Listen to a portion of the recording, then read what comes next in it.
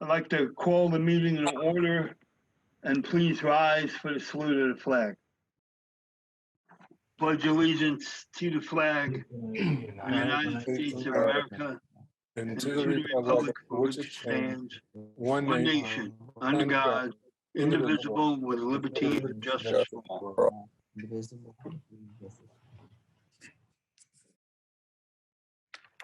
Statement of advance notice. The New Jersey Open Public Meeting Act was enacted to ensure the right of the public to have advance notice of and to attend the meetings of public bodies at which any business affecting their interests is discussed or acted upon.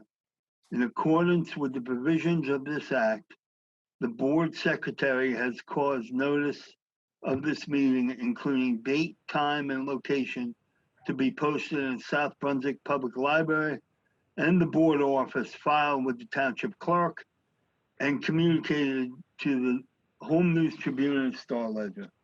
Mr. Pulaski, roll call, please. Mr. Patrick Del Piano. Mr. Raymond Keener. Here. Ms. Joyce Mehta. Here. Dr. Stephen Parker. Here. Mr. Devin Patel. Here. Mr. Arthur Robinson. Here. Mrs. Lisa Rogers. Here. Mr. Joseph Scaletti. Here. Mr. Barry Nathanson. Here. We have a quorum. Thank you. So for the board's information and any public that's listening, Mr. Del Piano and his family got hit pretty bad from the storm. They still don't have power in their main residence or their summer residence, and they sustained a decent amount of damage at their place of business, their nursing home, which is on 522. And anyone that have driven past Indian Fields on 522, the township was there this morning cutting up trees. It seems that it got something major happened that actually went down 522 and knocked out a lot of trees and such. So I wish Pat and Denise and the entire family good luck, and hopefully their power will be back soon. Can I get a motion to approve tonight's agenda? So moved. Moved by Dr. Parker. I have a second. Second by Mrs. Mehta. All in favor? Aye. Any opposed? Thank you.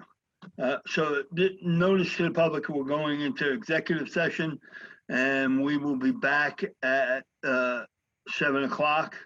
So be it resolved that the Board of Education of the Township of South Brunswick hereby moves to go into executive session in accordance with Sunshine Law, Chapter 231 of the Public Laws of 1975, NJS A 10:4-6 through 10:4-21, to discuss the following matter, which is school matters / personnel. Can I get a motion to go to executive? Motion. Second. Moved by Mr. Keener, second by Mrs. Mehta. Mrs. Mehta, you're going to have to, for voice purposes, you have to Okay, will there do. you go. Thank you, sir. Second by Mrs. Mehta. All in favor? Aye. Aye. Any opposed? Okay. So public, we're going out to executive right now. Thank you. Okay, we're back in order. We've let our executive session's over and we're restarting our meeting. This meeting was unfortunately postponed from Tuesday from the storm. A lot of us didn't have power or especially Wi-Fi. As you see, Mr. Feder is sitting at Black Horse Lane because he has no power in Millstone. So he's become a wandering Jew, unfortunately. So, yeah. Scott, do you want to start with the basics, the report of the superintendent, and then go into your reentry plan? Yeah, sure. So my report will be the reentry plan, but I do want to say, I want to share one piece. Today, we have about 300 students on campus every day right now in our athletic program at the high school. And very, very strict guidelines. And I will tell you today, we had no instances of any issue of any kind today. So that was a really nice day. Today was our 4th day in operation of the full-blown, program. So that's good news. I'm going to kind of go over the way this is going to work tonight. So Jen and I are going to do the presentation. And after the presentation's over, we're going to open up the conversation for the board. Ultimately, tonight, the board is going to adopt the plan. So if you like the proposal, there's a motion on the agenda for later in the evening for you to do that. We also are going to have time for public comment, which is different than a Q&A. And this is where I want to be clear. This is a board meeting, and at a board meeting, there's always time for public comment where the public can ask a question or make a statement. It could be about this, or it could be about something else. That doesn't change. We are unable, due to the size of the group today, to do a Q&A like we've been doing on the forums. But don't worry, we'll have forums next week. We're a traveling roadshow. We just keep doing the forums. Appreciate. We actually had 1,000 people on our last high school forum. I believe it probably had staff, students, and families. And we expect this number to keep rising today as we get into this. I think as Jennifer said before, we're going to be recording this. So if you do have friends that are trying to get on, just remind them, don't worry, it'll be recorded. They're not going to miss anything. It'll be just like it's live, but they're going to have to wait until we can get that done and get that out. So again, we're going to do the presentation, time for Q&A. We ask you to hold your questions, board members, until we do finish the presentation. Please take notes as we're going. If there's certain places you would like to, ask a question, you can always tell us the slide. We'll go back to that slide for the question. There's no time frame tonight. We'll be here until we can answer the board and make sure that you feel it's been communicated appropriately to the public. This is really part of the process of the road back to schools. There is a requirement as to why we had to do this meeting tonight, even though we knew we were still going to have possibly some technical difficulties. We do feel very badly about the families that want to be online but are still having power struggles. We really would have preferred to delay this until next week, but we know this is a topic that is very important to people, as well as we do have a deadline to have this presentation before the end of the week. So works out we got lucky, not lucky, there's no luck. We made the right call, I guess, on moving the meeting from Tuesday. I don't think anyone thought this was going to be as bad as it was. South Brunswick was hit very hard. My hometown had it actually works out to be 99% of Millstone Township was without power. We're still without power. They're saying next Tuesday. We'll see what happens. So it's been a rough week for everybody. I'm glad to see that we still have almost 1,000 people on here who set aside time for this, so we thank you. And without further ado, Ms. Jennifer, are you ready to share your screen? All right, everyone. So what we're doing today is we're going to lay out where things are, where things are going, rationale, and pretty much the nitty-gritty of things so that people can start to understand in more depth what's going on. And then the Board of Education, again, will ask questions. So this is our plan back. And why don't you keep us moving through this, Jen? Sure. So go ahead, I apologize. No, I was going to say, Jen's going to start us off by talking about our journey. Yeah, so we're going to story tell a little bit here and go back to the springtime. And it's important for you all to understand kind of where we were as we all lived it. But we want you to know all of the happenings between then and now. It really helps paint the picture of where we're at and why we want to move forward the way we want to move forward. So we know that we had to respond to this crisis, and in that time the communications went out and you received regular communication from us, and we all banded together and kind of solved the crisis in the spring and made changes as we went. During that time, we started to get information from the CDC because we were starting to think about, well, what is September going to bring? And this was one of the very first pieces of information that were directly related to schools from the CDC to help us make decisions about what to do and how to open schools come September. So this has been part of our planning and thinking since April and May. As we got out of crisis mode, Scott, I remember this, you and I saying, okay, this is handled, and now we have to start thinking this way. So as the wheels were rolling and we were doing okay to day, we had to shift and start thinking about September. Along with that was learning from other places. One of our board members was just talking about that as we're seeing what's happening other places. Back in the spring, late spring, we first saw the first state to put something out was Maryland, and we got to see what their plans were and what their guidance was for reentry. And soon after that was Pennsylvania. And then so many articles were coming our way, and we were following around the world as schools were starting to open in China and other places. So this is a document, if you came to any of the forums, this might look familiar to you. This was actually a document we built in early June. This document, this concept was adopted by the County of Middlesex, shared with the state, and it was provided as a way to look at how we could come back safely and still provide the education we want to provide. And it had all to do with how to merge the concepts of good education and health and safety, which we'll talk about in a little while. But just wanted to show you this. Sometimes people ask, like, why are you still building? We've been building, and we're going to continue to build, but we're 2 months of this. And you'll see why it's been challenging. The rules change on us quite a bit. But go ahead, Jen, keep moving forward.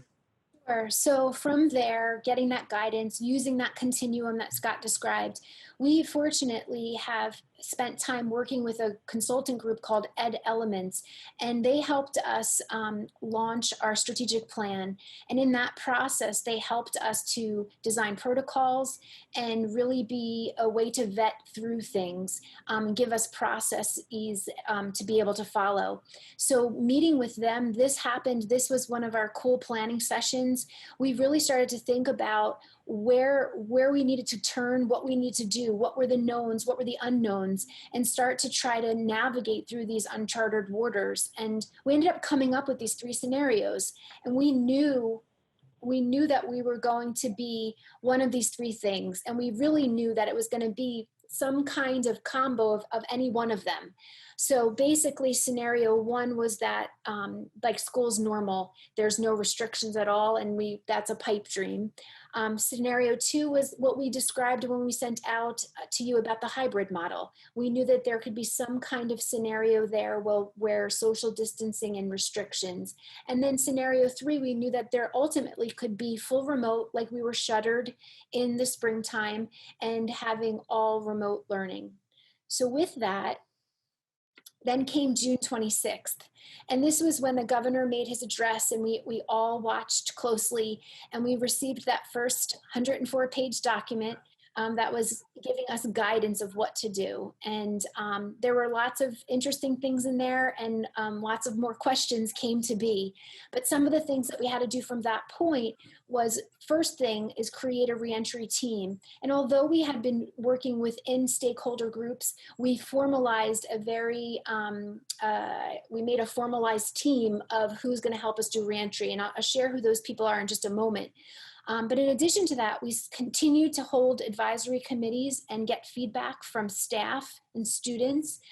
Additionally, we held forums, and many of you have attended them. We had forums in June, July, and we will have forums next week in August. But here's the big piece, and it's in bold. Throughout this whole process, I can't tell you, when my phone beeps on the weekend and I see that it's Scott, I'm like, oh no, it's another change. We're pivoting. What's it going to be? But what we've been doing is designing. We've been then sharing. We've been listening. We've been following the news. We've been getting feedback, and then repeat, because we have to make some kind of adjustment or pivot in some kind of way. So tonight, our goal is to present to you, this was the end goal in mind of tonight, and being able to bring to you that best final product. And I say best like this because, you know, we all know that the best thing would be for all of us to be back in school like normal. This was one of the tools that was given to us in that road back document.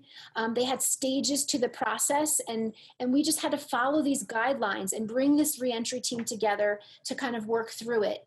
It's important that you know the reentry team is a makeup of all of us. There are people that represent every kind of stakeholder walk of life within our school community. So you see that we have 25 members, and it's made up of administrators and board members to teachers, to paras, to parents, to students, community, our local police, the district doctor, and school nurses. So any kind of lens that you can think of, we had represented, and all of the names of those folks are here with their permission, and we really truly thank them. We meet on a weekly basis and spend onwards of 3+ hours with them every time, and always get great feedback and discussion in hopes to bring the best possible product to you all. So the next part of all of this and painting the picture and telling the story is that, and I'm sure you all can, you probably were just on social media and looking, the talk of COVID and reentry to schools everywhere. Every news that you see is giving you information about what can and what can't be and what should be and what shouldn't be. So these are other things that we're facing, and we're trying to see what happens, but also use some of these as cautions. And some of it is, you know, reliable, and some of it may not so reliable, but it's all out there. This was when we learned that it was going to be New Jersey, that we were going to have in person. So that was our guide from the governor. And then after that, then there's a bill that came out, that's coming out, that's saying that we want it to be closed. So you can see the back and forth, the jockeying of which way to turn and how to handle it. And then we are starting to see now that some schools are opening, and there are cases. If you are watching the news just yesterday, this came out from Georgia. And if you saw that picture of what their school halls looked like, it looked like any day at our high school. And now amongst this time, it just, you know, it's scary to see what was experienced there. But this is part of the story. This is really part of our story in trying to figure out and make sense of what's best, what's safest for our students, what's safest for our staff. This was, again, most recent. Our governor, and I teased that I want to put in a meme kind of picture of him, but I made nice and put a nice picture of governor. But he wants us to be just as of July 27th. And again, things change on a daily basis, but back on July 27th, it was like a couple days ago, right? A week ago, in-person education is critical. So this is the direction we went. And when we launched to you all, it was that hybrid model. And so we want you to understand, you know, why we're moving in the directions we move. With that, the governor, in his 104-page document, it was 2 areas, and we called them our big rocks. We had conditions for learning that we had to focus in on, and then continuity of learning. And it's important that you understand all the planning that we're doing and have done in these areas, because at this juncture of the story, we're thinking, at this juncture of the story, here at this point, so not saying present, but at this point of the story, we felt every single child was going to be rotating through and should rotate through. So with that, you have to plan. I'm going to turn it over to Scott to talk about the health and safety. It's important that you all know. So I'm going to talk to you a little about the PPE. And I was joking today that PPE was probably a term we never even heard of before if you weren't in the medical field 4 months ago. But now it dominates our existence, as I must get 50 to 100 emails a day from suppliers that have converted their businesses into businesses that make various types of PPE. It actually talks about, usually in their email, we're a construction company that has converted, we're this company that's converted. And with that, you're still very hard to find certain items. Even though all these companies are advertising, they're not delivering very quickly, because you have an entire country, if not world, all vying for the exact same products. So that's a thing you have to understand. With that said, We have purchased face coverings. We have hand sanitizer, and every single classroom will have a hand sanitizer station. We have signs going up all over the place, informing people of all the different things that need to be informed. Face shields, if you haven't seen a face shield, they're a big clear visor type item that goes over the face. Those would not, by the way, we get this question a lot, those would not replace masks. But you might see staff wearing a face shield and a mask. That's probably going to be relatively common. They do say you might want to cover your eyes as part of this. So there's also now masks that have a visor up for covering the eyes. So many products, and very cool products. Here's a bit of a block we have. We bought barriers. There are plexiglass barriers that would sit in between a teacher and a student. They're on back order. They're on back order across the entire country. We hope to get them early September, but probably more like mid-September. Gowns, so that if a staff member would like to wear a gown, they're suggesting that might be something that people do. We want our staff to have everything they can have to keep themselves safe, so they can be there to help keep their kids safe and educate the kids. Spray and wipes, making sure that we are fully stocked on all of those kind of supplies, and gloves. With that, now let's move to the other column. And now we're looking at various things to enhance the disinfecting and cleaning. Normally we have a cleaning rotation at a normal pre-pandemic time that includes a series of things that you do. Now what we've purchased are what's called electrostatic sprayers, where it's easy to hit touch points with disinfectant. It's a charged disinfectant, very interesting, expensive. They can wear them on backpacks and make them move faster. They can use them as kind of a gun format to spray the immediate touch points. That's going to be happening all day, throughout the day, and then again at night. So nothing will be, I'm being honest, nothing's going to be perfect. We can't spray every time someone touches something. For example, we cannot disinfect or clean a bathroom after every use. It's not going to happen. But we can do a lot. And we're going to do a lot by adjusting the way in which we focus, adjust the way in which we schedule, and we can do a really impressive job, I believe. Another great thing we can do due to our ESIP, if you don't know about our ESIP, we put in a $27 million project on energy. And one of the things that we got out of that pre-pandemic, so this is just a wonderful bonus, are these ionic scrubbers, which kill they kill that 94.9% of the viruses in the air, which is awesome. I mean, that's an amazing thing to have. I was at a county meeting the other day and they were talking about buying these, and they said they just can't even come close to affording them, or the work alone to put them in, or even the timing. You can't even buy them and get them installed anytime before probably November. We have that, and there's not many people that can say that. So that's a really good thing. The other part of the HVAC that we have, which we're going to be sending this all out to families and staff so everyone sees it, is our air exchange. Is another big part of all this from the CDC guidelines, is making sure your air exchange meets code. Ours does, and it's all mechanical.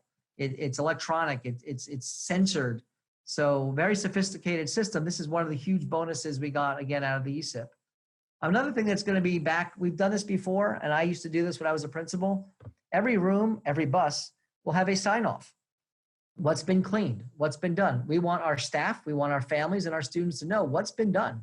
Not that maybe it was done, maybe it wasn't done, I don't know. No, we want it to be done. So these are very big upgrades for us to do that. And other equipment too, things that just make cleaning easier, save time, because we really have to focus on making sure we're in constant attention to things that need to be continuously disinfected and cleaned. So it's a big deal. Now we're going to move on to this part. So again, if you haven't heard this yet, it's not even me saying it anymore. It's now the governor saying it. Face coverings are mandatory from the time they reach the bus stop to the time they get off of the bus stop on the way home, if they're on a bus. If you are driving your child to school, before they step out of the car, mask up, period. Then they can step out of the car. If they are walking to school, as soon as they are getting on school property, mask on. Not only inside, mask on when they get onto the property for arrival. There will be opportunities when we have students in the school to take them outside to have mask breaks outside. But the governor made a statement just the other day, inside mask breaks will not be allowed, meaning a child nor a staff member can remove a mask inside space. I believe he might walk that back because that is not really what the CDC is saying, or that's not really the guidance we've received. That if you are alone in a classroom, for example, as a teacher, we were operating under that you could remove the mask if you're alone in an office to remove the mask. But as of right now, that's been removed by the governor as an option. So that's a very concerning thing for us, even on 4-hour days. It's just a very long time for little kids, for adults, for big kids to be able to do this. So I put out something a few weeks ago. I'm going to say it again here. We have over 1,000 people on right now. So for the 1,000 people listening, your child has to, if your child's coming back to school, they have to build up stamina in wearing that mask, because it's not going to be an area we can say, okay, don't worry. No, we worry, right? We worry. And that's a really important part. So I want to walk you through kind of where our head is and what's going on. There's a pre-arrival screening. Right now, if you have a high school athlete, you know this. You have to fill out a form every single day that answers a few questions. Does your child have a fever above 100 degrees? Has your child traveled to a place where they have been quarantined from? Do they have any symptoms? Have they been exposed to anybody? And here's the kicker. If the answer is yes, they just can't come.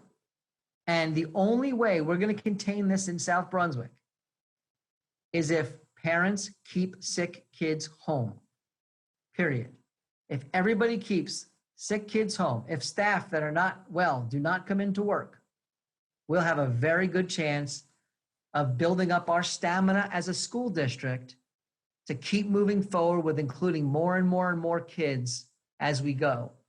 But if we have setbacks, if we don't follow the rules, if a parent thinks, well, I really have an important thing today, I have to get my kid into school, and that is a symptomatic kid, it's not going to work.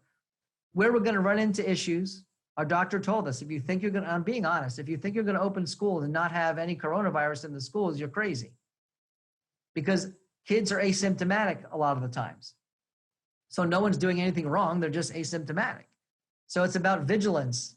It's about not having house parties. It's not letting your kids go to places where it's more likely for something to occur.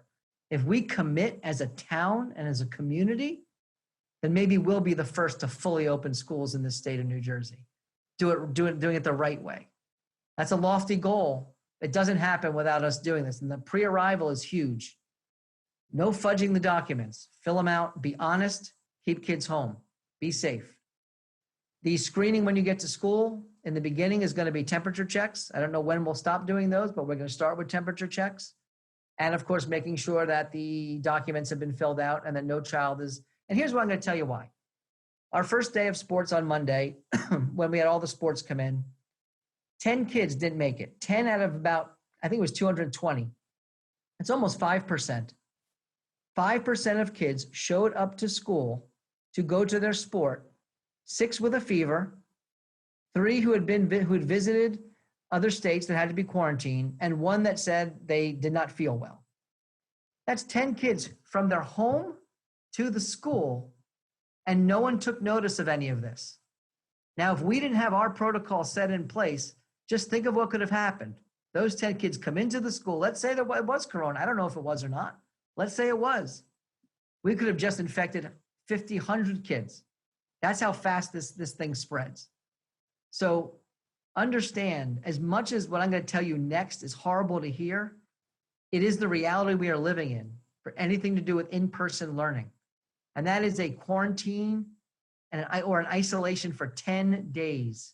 This is crazy to me, but this is the rule. If your child has a fever, they're out 10 days. And on that 10th day, have to be fever-free for 24 hours. That is coming directly from CDC and our doctor, 10 days. If you have symptoms, you have to go into isolation for 10 days if it's warranted by a nurse or a doctor. This is not even having a COVID. This is just a fever. This is what's causing us angst about opening the schools. It's nothing to do, can we handle it? We can do a great job, but these rules are so restrictive and so debilitating. We're very concerned about our ability to provide a continuity of learning and education with rules.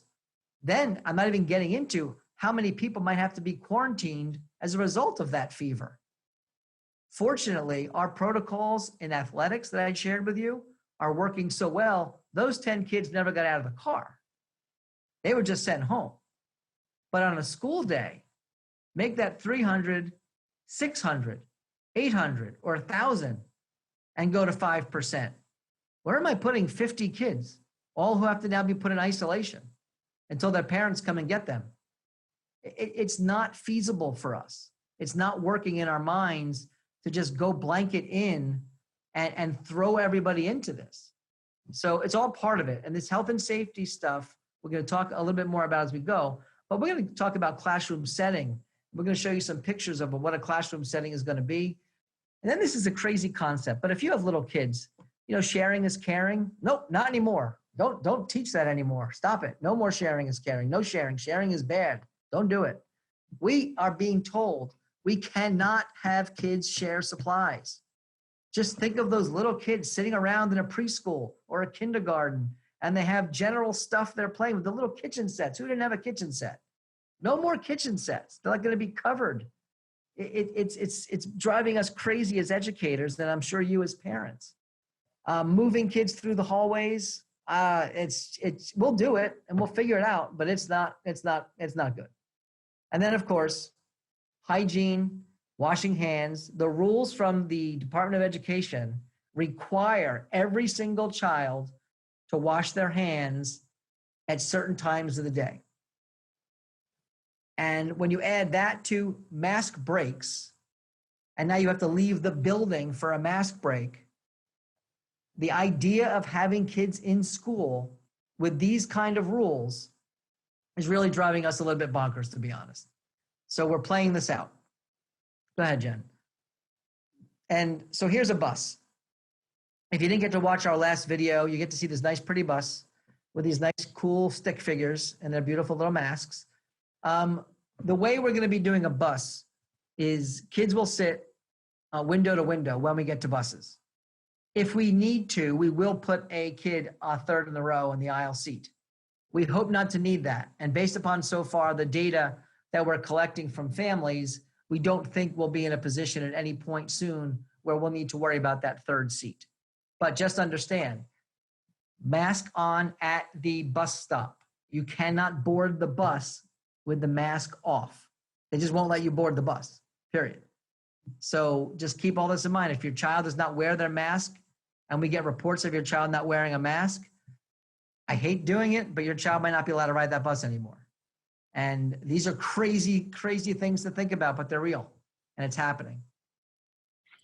Another aspect of the big rocks that we have to think about are our mental wellness and social emotional learning. And we learned that in the spring, that is a factor in all of this. And so we want you to be aware that we're prepared for, training students and staff in the beginning of the year on that hygiene part that Scott just talked about, a reminder there, and some other COVID understandings and teachings. In the first 2 weeks of school, we're really looking to be able to bring students in, to be able to be outdoors and do some team building. And I'll talk more about that later, but that idea of getting them together to start to build relationships in a safe and conducive manner would be ideal, and take wellness and SEL into consideration. Also, the picture that you see here is of our district. It's from our district website. We have a district SEL team that's been established for a few years now, run by Supervisor Amy Finkelstein and one of our professionals, Brian Eichert. And this group is amazing, and they are the ones that put on the mental wellness fairs in the during the school year. And we have amazing teachers at the high school that have started that as well. but this website is all from them, and it's to support. This is something that was asked for by our families, and this is one way that we're offering support and will continue to do so. So this is one of those big rocks that we still have to consider and will, no matter where we are in person or virtually. Hey, Jen, just stay there for a sec. Yeah. So the challenge here is, and we face this, is with all kids. I mean, they're going through so much, and the loss just seems to pile on, and you must be feeling it at home with your kids. You know, I talk about my kids, unfortunately, probably too much, but, you know, my older daughter was a senior, and now she's going into her freshman year of college, and the things she missed out on as a senior, now the things they could miss out on in college, it weighs on them. And even though I think a lot of them are good at hiding it, we have to be aware, and we have to be looking for those signs. And no matter how old your child is, this is tough. And when they have to miss a party and you feel guilty because you don't want them to go to that party because of whatever reason it is, that's just hard. And I just think I think it's tougher than we're all thinking it is. And I think we all think it's really tough. And even for yourselves, you know, a bunch of superintendents, and the way the meeting started was, what are you doing for yourself? You know, I never even think of that. I haven't thought about myself in I don't know how long. It's just not my way, but it's important. And I would encourage the 1,038 parents that are on here right now, or kids or staff, you got to think about yourself. It's the analogy of the airplane when they teach you that you have to first put the mask on yourself. I think we're all in a place where this is just really that hard, and maybe we don't realize how hard it is or what we're missing. So this is a big deal. And the longer we keep kids out, or not even out, the longer they're in this mode where this isn't even school anymore for them, especially the older kids. This isn't school. You know, this is just so hard. And just so our hearts go out to them, but you're the first line for them. But know you have partners, and we have amazing partners for you. And please seek them out and go to this website. It's an outstanding website. Extremely, extremely, you know, impressive. Mm-hmm. That's me again, Jen. Mm-hmm. So I talk about finance too much. Bottom line is it's a problem. If you've been following any of the meetings for the last year, maybe 2 years, we are an S2 losing district, which means we already are down $2 million this year to start the year. We're scheduled to be down $2.2 million next year at a minimum. We are still waiting on our state aid figures, which are not going to come out until August 27th, a week before we're scheduled to start school. Our PPE expenses, David doesn't like to talk about it, but they're getting close to over $300,000 just for that. And we have massive revenue loss. We're not doing things that we normally do to make money. And that's a problem. We didn't have our summer camp. We still did our summer institute, which was good. And that was good for the district and good for the kids as far as making sure we can manage things, but we're not renting the facilities anymore right now. And we're not, you'll hear, we're going to have a before and after school program. It's not going to be as big, especially with the numbers we're going to share with you in a little bit. So it's all, I have no good finance information except for we did receive $500,000 from a grant for the Digital Divide grant. We'll see what happens with that. And we did receive a little bit of money from the CARES Act. That was all kind of earmarked for all COVID stuff. It doesn't make up for the other things. But we're trying, and as of right now, we're plowing through, and we're just going to do everything we have to do for our kids. So, but just understand these things are out there. So that's that left side. We just kind of went through the conditions for learning. And so now we want to focus on the continuity of it and hit all of these key pieces. But before we do that, we want to talk a little bit about the data. All right, so if it's data, it's me. Even though Ben was a math supervisor, you know, I'm a math teacher for 10 years. I'm going to handle the numbers. I'm going to handle the numbers, how I Jen. was a math person. I got the numbers covered. All right. First number, 75%. That's how many of you have completed the questionnaire. The questionnaire we're talking about is the one that asks, are you going to waive your bus? Are you going to have, are you going to do in-person learning or 100% virtual? Do you need technology? Those are the questions. 75% of you have done it. I'm assuming We have a bunch of you on here tonight that were waiting for this meeting from happening on Tuesday until you filled it out. And I'll be honest with you, that's okay. And then we have people that have just not filled it out. So we'll start the hounding of that in a little bit of future date. But as of right now, we've kind of let it alone, knowing that people wanted more information. And so here we are. 75% have filled it out, and 73% have said they are keeping their child home. That number goes as high as 85% in an elementary school and doesn't ever really go below 65% in any grade. And the average of the entire district right now is about 73%. That's interesting. It's problematic. It's good. It has all kinds of ways to read it, but it's just the factual number for now. Our last number is 76%. That's how many of you are willing to waive the bus. So because of that number, we know that we don't really have a bus problem, which is huge. We cannot thank the 76% of you who knew you didn't need it enough, because that means we do not have to go out and start spending a fortune on buses, which is huge because we don't have the money. We would have had to do it, but we would have had to cut other things to be able to. So partnering with the community in this way is, thank you very much. It's very helpful. And when it comes to the time for this, it'll be great. But here's the reality. We have to take a pivot right now. And if you don't know, this is a reference from Friends. That's Ross. why did I just forget his name? That's Ross. I was going to call him Josh for a minute. That's Ross. I know his name. You can hear him in your head right now if you know this episode. And he's just yelling pivot over and over again, trying to get a couch up a staircase. It doesn't really work. So we have to make a pivot. And we're going to go through all the reasons. And we're going to kind of explain to you how it's a little bit of a pivot. It's not a permanent pivot. Here's the bottom line. And this is the part this is why I don't sleep and why I've lost all my hair. This is the reason, by the way. Jen, don't say anything. This is the reason. So I can do health and safety really well. I can do it extremely well. The way I can do that, I just keep y'all home. You stay home, we stay home, everybody's home. I got health and safety covered. Now I could do a decent education also when you're home. I could do a pretty good job, as a matter of fact, in remote learning for a lot of kids, not all kids, a lot of kids. Then there's the question of, how do I do a high quality education? On the other side of the scales, I could do that.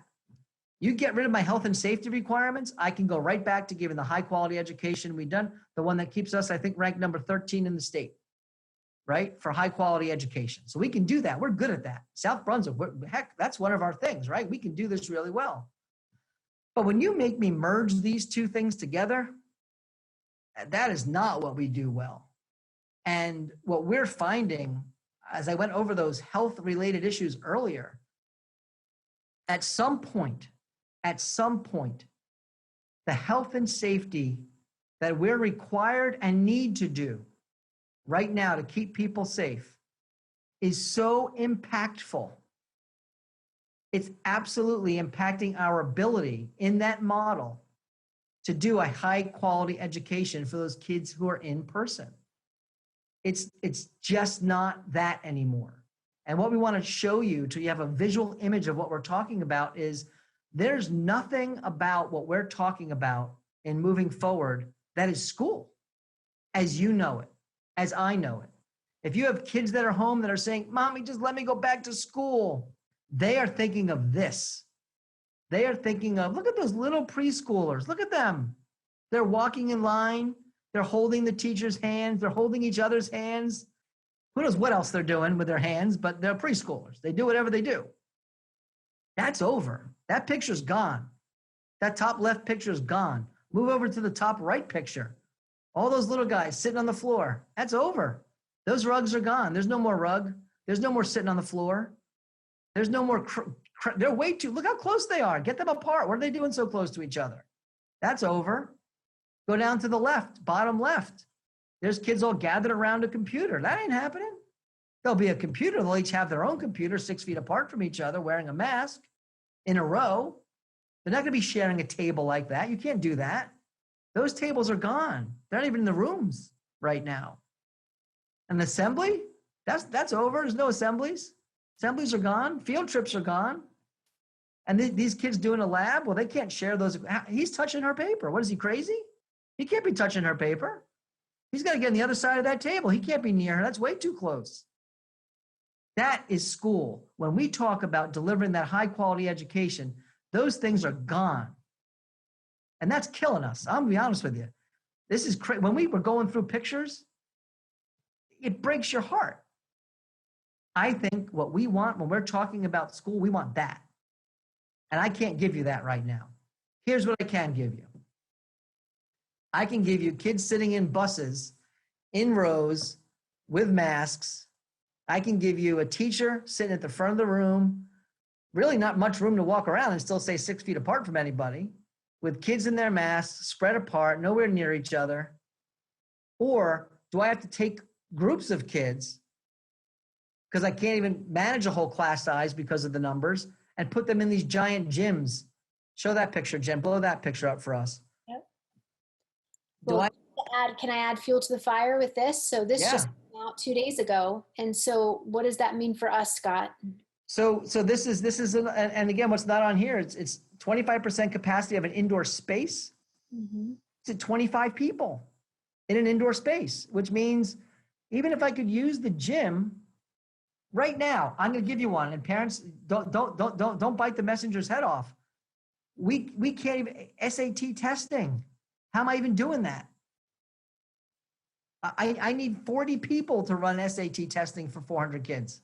It's crazy, but this is a room.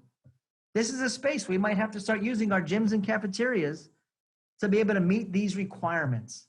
Now, can we do all this? Yes. Do I think the governor is going to walk back his 25%? I think what he's going to say is schools are exempt. He didn't say that yet. He said churches were exempt, weddings, funerals, and protests. Those are exempt. Not schools yet, but they probably will be, which will help. But whenever these rules change for us, it just throws that monkey wrench into our system. We have to then go reevaluate.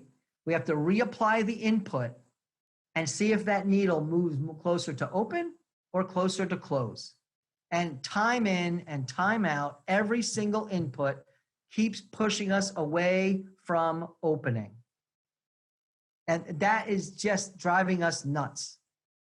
It wasn't even a week ago, we have a plan, a hybrid plan. I didn't love the hybrid plan. I still don't love the hybrid plan, but I don't love this. I don't love any plans. I just want our kids back. But in order to do that, I won't do it if I can't keep them safe. I can't keep our staff safe. I won't be able to recommend that. And I know people are not going to love what I'm going to keep moving through, but I'm telling you, I don't want to ask you to trust me because I've never done this before. Jen's never done this before. Kim's never done this before. This Board of Education has never done this before. Nobody's done this before. And so what you're going to hear tonight and what you can hear from your friends in other districts, well, they're doing X. Why are you guys not doing? Well, no one's doing anything, just so you know. Everyone's theorizing right now. No one's done anything. What I can tell you is we've had some good success. We are having 300 kids show up a day for sports outside, no contact, and that is working so far. Outside, no contact, small segregated groups, kids in their cars getting screened. If I open the high school with those same rules, the 4 hours will end before all the kids even get in the building. That's how long it could take to do that many kids. But this is our current reality, and our pivot is to keep people safe and still provide what they need to the best of our ability. It's balancing that. And where we are right now is we're at a place where I'm just not certain that the in-person learning we can provide is good enough to worth the risk without us really first making sure we can do it safely. Small, incremental steps. And that's what we're going to talk about. Go ahead. Yeah. And so to bring us to that, we just want to remind you that just a week ago, we sent home a video and a one-pager giving you these two options, that hybrid model of where we're getting kids in on a rotating basis, or if you wanted to opt for the 100% virtual. And you saw where the numbers fell in that survey. And we want to kind of tonight pause that, pivot, and see if there's a better way. And we think there is, and this is what we're thinking. So let's just look at this for a minute. We'll first look at the document. It's 5 phases. And we're going to start at the pink phase, or salmon, as I say it for Kimberly White. And that's where we were. So we were at a level 5 at the end of last year. Schools were closed. There was only remote options. There were no opportunities for in-person anything. That didn't exist. It was just closure. Then we look at the next level, and that's a 4. And what that is, it's limited. So there'll be some opportunities for kids to come in, but not all the kids, right? That's what 4 is. Then you go down to 3. That's the hybrid model we discussed with you, and we did a little video on it, and we'll talk more about that tonight as well. But 2 and 1 is our goal. But you can't start there, because if you start there, you're going to end quickly. You're all going to lose trust in us. The faculty is going to lose trust in us. The kids are going to lose trust in everybody. And we'll take a massive step back. We want to build up. We want to build up our health and safety stamina. We want kids who've never, ever had to sit for 4 hours before with a mask on to be able to do it. We want our own protocols to work. We want to be able to take kids indoors and provide something for them. We need to do that. So where we're looking is we're looking at starting with 4 and then getting to that 3. We want to get to 3.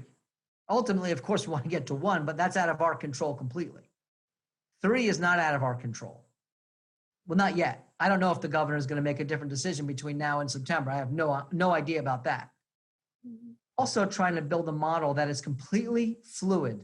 It's flexible. It's pliable. It could move up and down at a drop of a hat.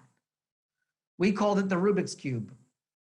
And the analogy I give is if you try to break up a Rubik's Cube, if you take a fully done Rubik's Cube and take about 2 minutes of just moving it around with your eyes closed, if you don't know how to do a Rubik's Cube, you ain't getting that thing back together anytime soon. We don't want our Rubik's Cube broken up that we can't put it back together. So we've built models that flex up and down. The governor shuts us down tomorrow, we're good. We already have Jen's going to talk about a great remote model we're doing. If we can keep going further and further, we're prepared. We'll be built. We'll go right in, get more kids in the building. But in 4, you have restrictions and you have health safety. Those 2 middle columns are the driving forces. In a 4, the restrictions we're looking at, you can't have indoor gatherings still. There's still no indoor lunch. That could change, but as of right now, there's no indoor lunch. There's no field trips. And we have targeted, limited busing, meaning that we can bus certain students in this model. Then you have health and safety. We still have social distancing. We have the room capacity issue that Jen just talked about. You're doing health screenings. You're getting your temperatures checked. You're wearing your masks. We're sanitizing like crazy. And all these crazy quarantine protocols are fully in operation and existence. What we're not able to do in this model is have contact athletics. Now that could change. It's outside. We have to look at that. But as of right now, we're letting athletics happen. Some people are canceling athletics. We've made a decision at this moment to not cancel. It's non-contact. We want kids with their coaches. We want kids with their teammates. We want kids with their clubs they want to go to. We are not trying to do anything except give our kids the experiences as close as we can to what they want. Clubs and sports are a big deal for our high school kids, and certainly clubs for our middle school kids. We're looking for ways to do this. We're looking at how we can do outdoor gatherings. We can't get too big because then it's out of control, but we can do things. So level 4 involves a lot of that. And Jen, just go to the next one so I can talk more about some of the specifics. Yeah.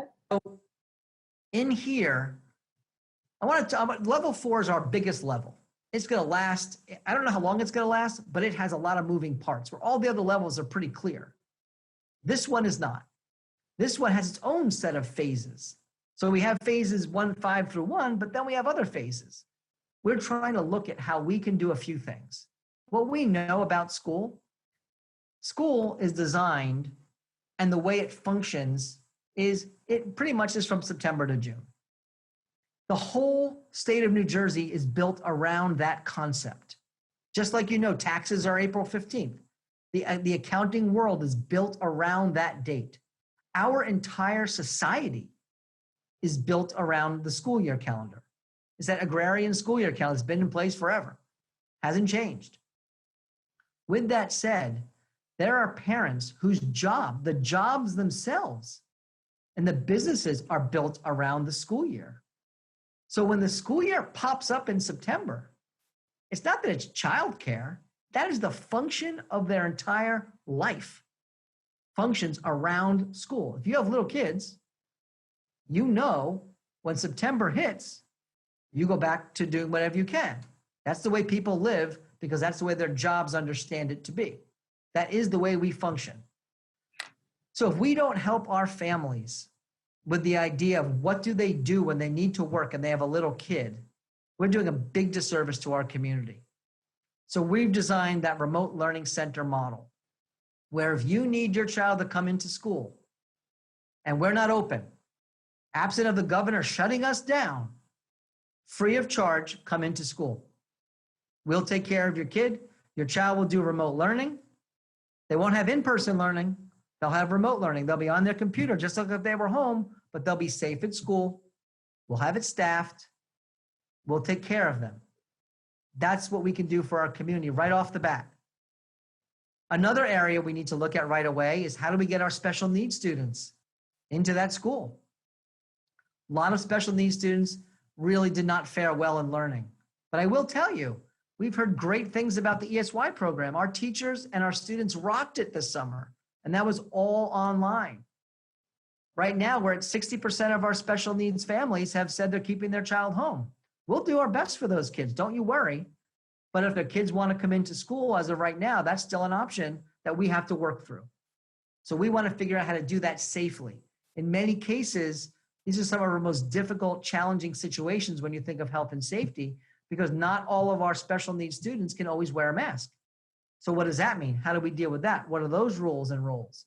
So we're working all that through, but just understand, level 4 is not closing the schools. A level 4 is we're getting kids in, but we have to do it like we're boarding a plane. When you board a plane, everyone doesn't rush. We all want to rush the plane, knock over the flight attendant and get in first so we can put our bags in that upper compartment. Doesn't work that way. They first bring in what they've determined to be the best way to load a plane. Now, once they do their VIP seating, right? If you bought that expensive ticket, or maybe if you're military, or maybe a first responder, you might get in there first. But then they start boarding the back of the plane. Or maybe they'll do little kids, or they'll do elderly, or someone who has a disability. They have a way to do it to manage. Just consider, for the first time, we are going to be putting things in place that are foreign to us. We want to do them right. We want to do them safe. We want to make sure we're good at it, and then build, build, build. So in this model, we also know those little K2 kids, they need to get into school. We need to get those kids into school, especially if their parent wants them in school, because that means their parent knows their child and has made a decision that's the best choice for them. So we need to figure out how to do this. I'm going to tell you, this is not an overnight fix. This phase, I don't have the time, but I can tell you the first thing we're going to do is we're going to reflect. We're going to watch what we're doing. We're going to look at what's going on outside in New Jersey. We're going to look at what's happening in other districts, in other states. Right now, the news is not good. Not much is opened yet because it's still very early. But come September, most of the rest of the country is going to be open. Almost every big city in the country is closed till some until Thanksgiving, some until January. We just keep hearing more and more happen. We're doing very well in New Jersey, and South Brunswick is doing extraordinarily well. This has been a very, very good town. And that's why I do believe a strong campaign in concert with our police and our EMS programs to really put the word out how important it is to not be that town that has those house parties, to not be that town that allows your kids to go out and into someone's basement like you always used to do it for our older kids. We have to put an end to that right now so that eventually, hopefully sooner than everybody else, we're looking like the normal school we know we want to be. So what we're looking to do, give us 3 weeks. Let us bring in our kids that we can. In 3 weeks' time, we reflect. We see how we're doing. We see that what hiccups do we have? Our goal is to get out of 4. We want to work our way out of 4. We want to be at a 3. We want the hybrid model. Actually, we don't really want that model. We want the next model. But we want to work right now towards the hybrid model. To do that, we have to constantly reflect, learn, and listen. You need to still be informed. I know Jen mentioned before that we're going to have forums again in August. I expect to have forums all the way through September and back to normal. We want to keep hearing from you. You're our most valuable resource. And our kids, one of our students today on the committee brought up a great point. Here's the point. For high school seniors, they want to make sure we get to the senior year. That second half of the year to them is so valuable. They don't want to miss that. The last thing we want to do is get ourselves driven so far backwards that we're shuttered again like we were at the end of last year. The way to avoid that is learn, go slow, go methodically, get our kids in that need to absolutely be in school to learn, whatever that looks like for that kid, and continue to grow that number so that we can do it safely and keep everyone protected and provide the best education we can. To do this, though, we need a powerful remote model, right, Jen? Yeah, and do you want to just first describe that remote learning So center? these remote learning centers. So the concept is very simple. You come in, you sit, we take care of you, and you do your remote learning. No in-person learning. We can keep you cohorted. There's no buses. You can come to before and after school programs. So if a working family needs the time, that part we still have to charge for. But I'm going to say it again, remote learning centers during the school day, all the way through the school day, is free. But when we have to have lunch for those students, they'll do it outside. Now, unless that changes and we're allowed to have lunch inside at some point, we'll revisit that as we go. And those are just modifications we could make. But right now, we're not doing any food inside. That's when masks are off. No masks are allowed to be off inside. Although we did say no mask breaks except for when you're eating inside, which again, one of those contradictions we're just struggling with is how do you do that? Doesn't really make any sense. We're going to have lunch outside for these students that are there. Any students that are with us for lunch, it'll be outside lunch. David, I know, is looking at, can we do tents? Thank goodness we didn't do tents on Tuesday. We had tents left. So that would have been bad. They would have all blown away. It's very challenging, but there's no busing. Before and after school program is there, and we will facilitate this, and we will grow it, and we will continue to build in our level 4 model. But a remote learning center is it's really about the childcare that our community needs. Right. We know that there's other places offering it to you, but they're not giving it to you for free. We don't want to charge people for this inconvenience of you needing to have a life that you are planning on working. We don't want you losing your jobs. We don't want that happening. So we believe this helps. If it doesn't, no one will sign up and will know. But it's important to us to be that for the community. So that's a full day, before and after if you need it. No matter what your situation is, if this is what you need, it'll be available. And we're going to grow on this and continue to bring more kids in. Go ahead, Jen. Yep. So as Scott mentioned, this is a limited model, and the limited model is primarily remote learning. And so it's important that you understand how we went about making this schedule. And you'll see that this schedule is a little bit different than the hybrid. If we're in phase 5, which is fully shuttered, or this phase 4, we'd be working off a schedule that you see on your screen, and I'll explain it a little bit more for you. The premise to this schedule is taking families into consideration in screen time. So you'll see that the amount of screen time is less than a school day for our kids. And it's also spread out with an hour lunch in the middle, where all grade levels will be having lunch at the same time. So a family could have lunch together and be home together for that. We've also opened it for at the start of the day and at the end of the day for teacher contact time if there needs to be some small group target instruction or just teacher access for questions. But you'll see that we do have our younger folks starting earlier. Busing isn't a piece of this model, isn't a part of phase 5 or phase 4. So we don't have to worry about the transportation aspect of things. So we can have our little guys start earlier and end earlier. And then you see middle and high school start a little bit later. Please note that we do have 2 different time frames. There is no good way to say to you that a kindergartner or a first grader should be in front of a screen. We know that. But we also know that in this model, we wouldn't have our Ks and ones and twos back immediately. So we have to come up with a way to make it work. And as we flesh this out, what we've determined is that for Ks and ones, their morning up until their lunchtime to 11:25, so 8:30, 9 o'clock to 11:25 is really going to be the crux of their learning. They'll have lunch and then they'll have special. They'll also have the opportunity of in elementary called What I Need Win period. And that's a chance for if some kids need some extra learning or time with their teacher, th'll have it.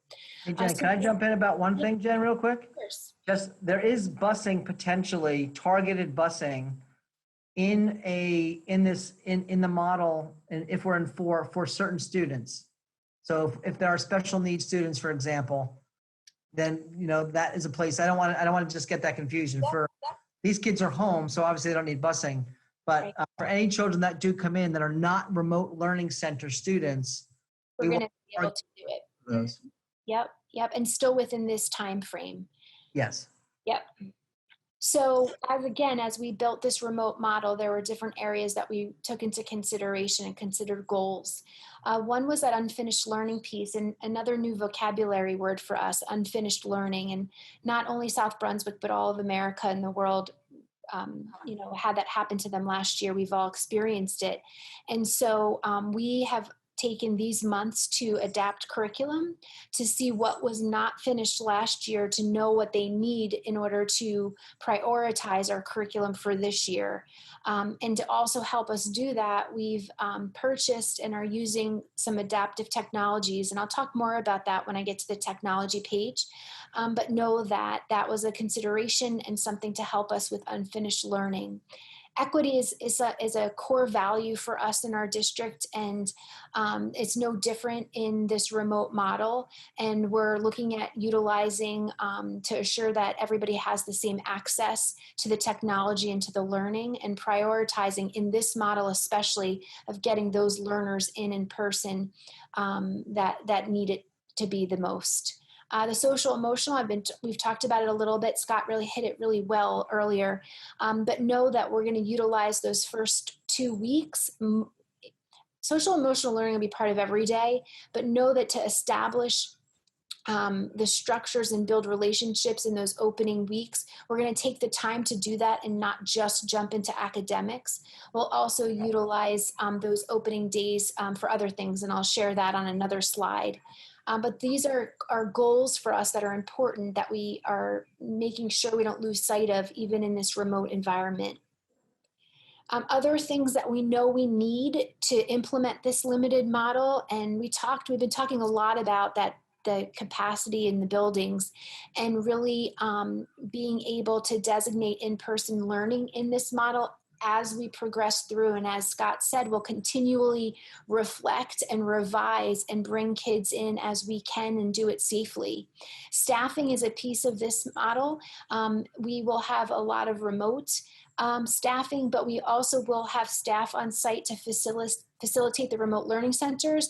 And then as the phase progresses, we'll be bringing teachers in, staff in to do in-person instruction. As we already talked about the transportation, supplies and materials, I want you to know that we are thinking about this a lot, and right now you'd have had all your supply lists, but we held off because we needed to know exactly what it is we're doing and what it's going to look like. And just like in past years, there's going to be things that you'll provide and there's going to be things that we'll provide. We'll use opening days of school to get kids in to get the materials they need, just like similar to the drop-off last year of bringing supplies back. We'll coordinate so that you can come in and pick up the things that you need. And then buildings and grounds and food services, all of those are components of the health and safety aspect and the services that we'll provide. And lastly, the technology. And in this slide, it just touches on that we are moving one-to-one. You've all put in if you need a device for your 2nd through 12th grader. We have those numbers. We can assure that those that need a device will get it. And especially in this remote model, although K1s are not part of the one-to-one, any child pre-K, K1, 2 through 12 that needs a device will get it so that they can learn in this remote environment. We also will help with families that need connectivity, internet, and we'll work with them. So what will it look like? This is a question that we've been talking about in the forums, and we've just verbalized it. So here's some points up on the screen for you to see. We will adhere to a schedule, and I know for some families that's hard, but we did learn in the springtime that there's a lot of competing efforts if we don't have a set schedule. We know that for there to be any glimpse of fidelity to the curriculum and kids to be able to move forward in their learning, we have to have a set school schedule. So that's going to be in place. We've worked really hard at embracing personalized learning. This was a strategic plan goal of ours. And we decided that sometimes when you get lemons, you make lemonade. And this was a perfect point for us as a district to embrace personalized learning, to be able to help our teachers understand and be able to use things like flipped models, flipped teaching, station rotations, and other things like playlists where students get to be in the driver's seat a little bit more and have some say over their learning. The use of technology also for our staff to be able to use it more than they've ever before is part of this remote model. In doing so, we'll be preparing our teachers, and I'll talk about that on another slide. The expectations is big. We learned in the spring that there needs to be a little bit more guidance. We've learned a lot. So you can expect that in those opening days, you're going to know what's expected of your students, of your kids, but we're also going to help you. We recognize that a lot of you are helping your kids get online and facilitate and utilize Zoom. And so we will create videos and how-to sheets and get you what you need so that you can create a good learning environment for your kids at home. I mentioned the supplies and materials already. On the right-hand side, I want to tell you that in the spring, in that crisis mode, and really us wanting to protect that kids didn't lose out because of this COVID, because of the remote learning, we did a lot of adjustments to homework, to grading, to placement. But I want you to know that in this remote model, in our remote 2.0, homework and grading will be back how it was. Assignments won't be due at midnight any longer. They'll be due that next day because there's going to be synchronous instruction. Kids will be with their teachers every day. They'll be learning synchronously as well as asynchronously, depending on what they're doing, but they will be with their teacher every day. And some of it will be whole group, and then they'll be able to break out into small groups, and we have the technology to help them to be able to do it. So we then can have our traditional grading. Assessments is the tricky one, and we're going to look at how we can get kids in and on site for some assessments. For example, placement. Placements are what they were from the spring, but we always know come fall, sometimes there's a need for adjustments. And we do want to be able to give some of those benchmark assessments to some kids as needed. So being able to bring them in is something we're thinking of, but we're also looking at strategies and ways to have some fidelity to online testing, and whether that is utilizing Zoom and having kids being in individual rooms in Zoom, but also parents and families understanding and kind of even signing off on the etiquette of test taking at home. Technology. I'm excited about this one because without being able to think about it, everybody embraced it and had no choice. And so we really thought carefully, learned from the spring, investigated, researched, and we decided that there were these 4 areas of technology that we had to beef up on and be responsible for. And the first one was our platforms. I want you to know that at the secondary level, we're utilizing Google Enterprise, which allows the Google Meet, Google Classroom, and all aspects of Google instruction. We kept to this model and didn't break out and use something like colleges use, because this isn't a place where kids know, are comfort in it, teachers are comfortable in it, do it well, and it does all the pieces we need and want. For our littlest guys in grades K and 1, Seesaw is a tool that our staff will use with families and with students. It's that kind of a version. It's a platform that allows them to communicate, to share, to teach. And so that'll be there. Mackin is a platform for libraries. It allows us to be able to have library, books, novels, everything done digitally. And so that families and kids that want to check out books, they still can. So having an access to a school library is important to us and part of our learning. So that's in place. Adaptive technologies, I kind of equate it to a video game. You know, I'm in the game and I'm at the level that I'm good at, and I do things to get better, and then I get to move up a level. In adaptive technologies, it's just that. There's a pre-assessing that helps kids know and teachers know where they're at. It gives us good baseline data, and then the practices and the lessons that the kids get are personalized to their strengths and to their needs, and it helps them progress. This is a big way of us helping to close the gap on the unfinished learning. You see that in K-5, we are utilizing something called Exact Path, and it's for both ELA and math. Our teachers are going to be learning it and using it this fall in the opening days, and kids will get to jump on it and use it. In grades 6 through 12, IXL is a math adaptive technology that will get to be utilized there. We also learned that we need some tech instructional tools. So K-12, we've purchased as a district Zoom for everybody to be able to have that synchronous learning and be able to utilize features like breakout rooms and whiteboards and polling and chat features, all things that help teachers be interactive and engage kids. Edpuzzle and Screencastify are other tech tools, as well as Padlet. These are all for engagement and for purposes of remote instruction. This last one is something we've always done. We always have some content-specific digital tools for our students and for our staff, but we've added to it to really be able to meet the needs of some of our special areas of instruction that just otherwise couldn't happen. So for example, I know a lot of our families are concerned about labs, and I think, Scott, one of the first questions is on our phasing in, when are labs going to happen? And there's a couple other classes too that I think people are going to want to know that we want to get everybody in. And when we get to that hybrid piece, when we're there, we will. But in the meantime, we have to do something to be able to give kids experiences in different areas. And one of them is labs. We've purchased something called Gizmos, which is a virtual lab application that lets our kids experience scientific labs via remotely. Smart Music is a tool that our music department is going to utilize, and WeVideo and Learning A to Z. These are other content area specific tools to help specific courses and give the resources so our teachers can teach and our kids can learn.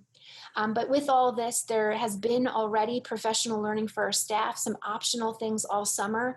But in the opening days and over the course of the whole school year, we did it all spring, and we'll continue to support our teachers to make sure that they have what they need.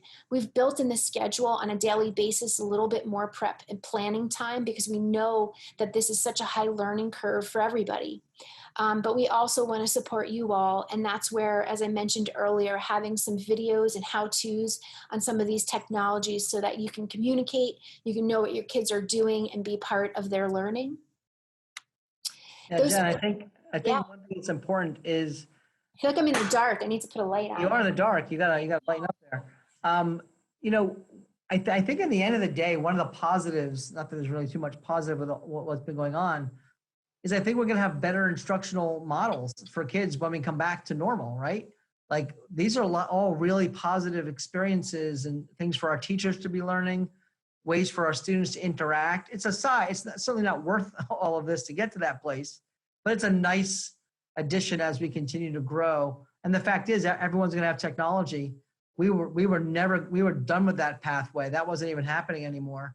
And when we come back to school, hopefully soon, every kid will have a computer.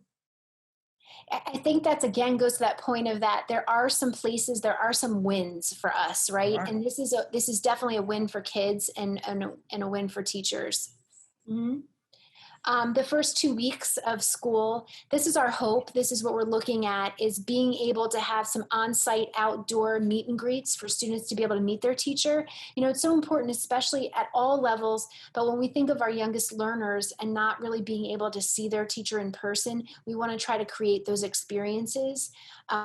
Team building, again, going back to that social emotional learning, we want to provide opportunities for that. And this is all going to take planning. So the details to this aren't there, but you will receive that information, and we'll do it in a way that is meeting all of those health requirements, that health and safety that Scott talked about before. The in-person assessments, I already mentioned that to you. That's our hope to be able to bring in for benchmark or placement type tests. Scott, I'm going to have you talk a little bit about special education. It kind of goes to what you were talking about earlier in the phase-in. Yeah, it's just an important thing to understand that, you know, there's just different ways to handle different elements in a school setting. One of the things that we always do, we really want to make sure that we protect our students with these needs. We want to protect all students, but it's a tough population when it comes to health and safety. I mentioned that before. That fourth bullet is the PPE for someone who's working with someone without a mask is different than with someone who's working 6 feet away with a mask. There are students that need to be fed. There are students that need to be toileted, students that aren't wearing masks because of their health reasons or other reasons.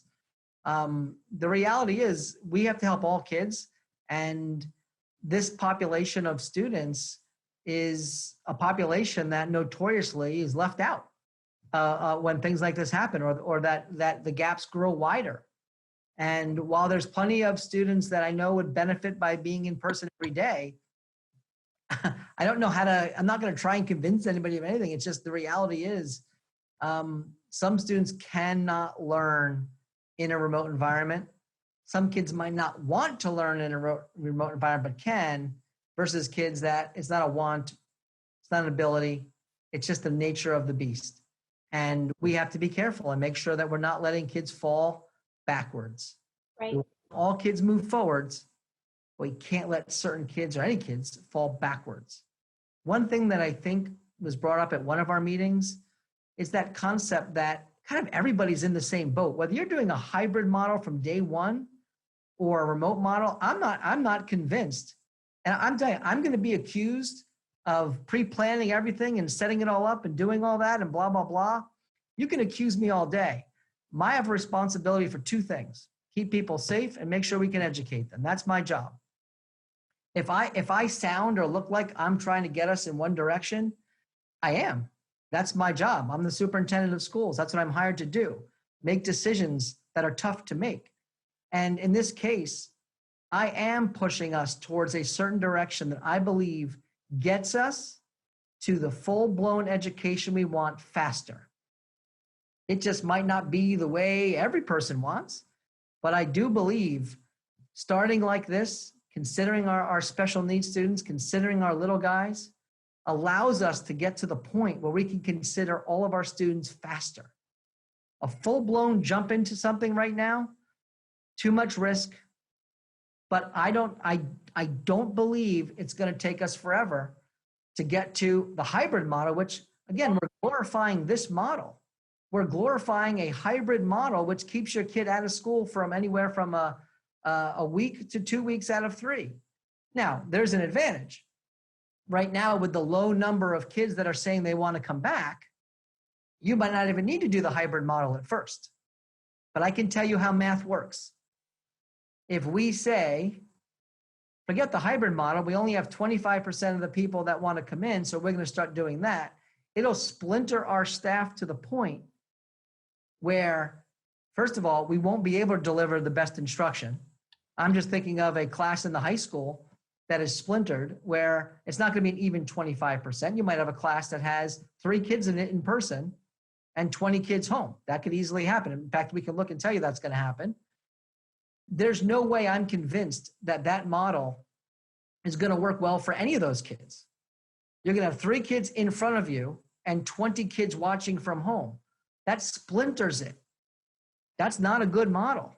What would the model we would have done the hybrid if our numbers were small, we were looking at most of our kids being split, the continuous, the learning model for the 6-12, that works.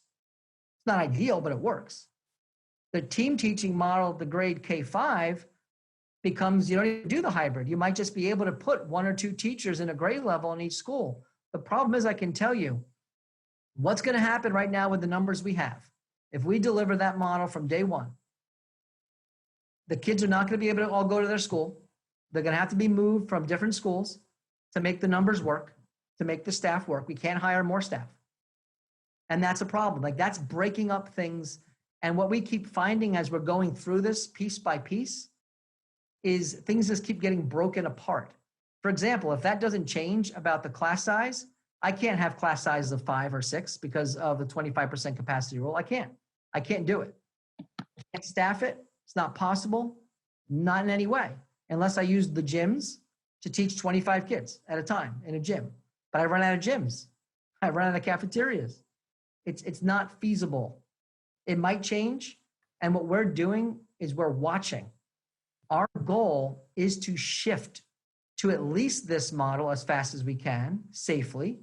So we can get to that, right? To that. That's what we want.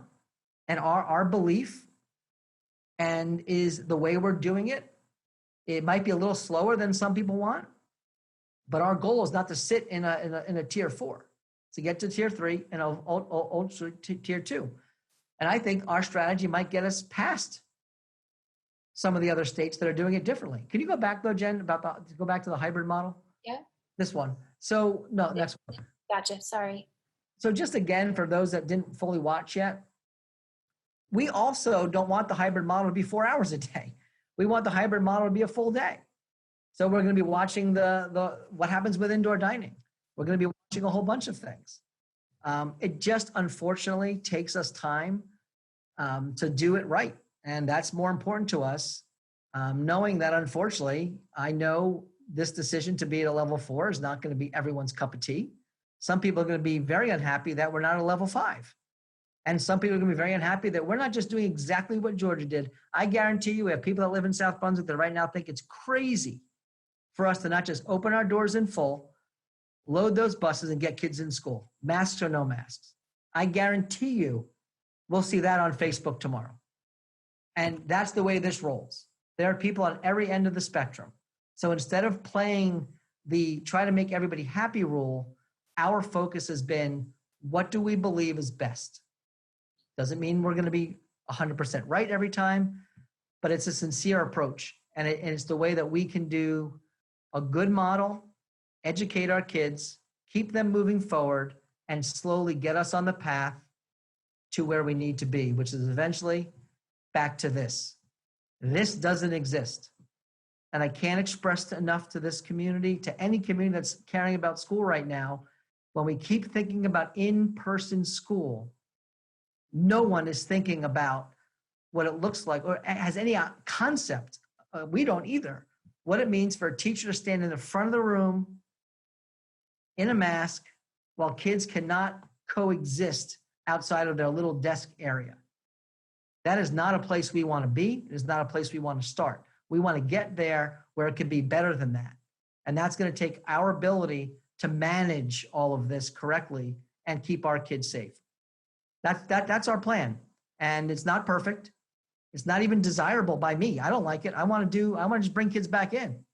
Like, this is not how we want to do it, but when we're looking at all the pieces we have to make decisions on, this is where we think we need to go.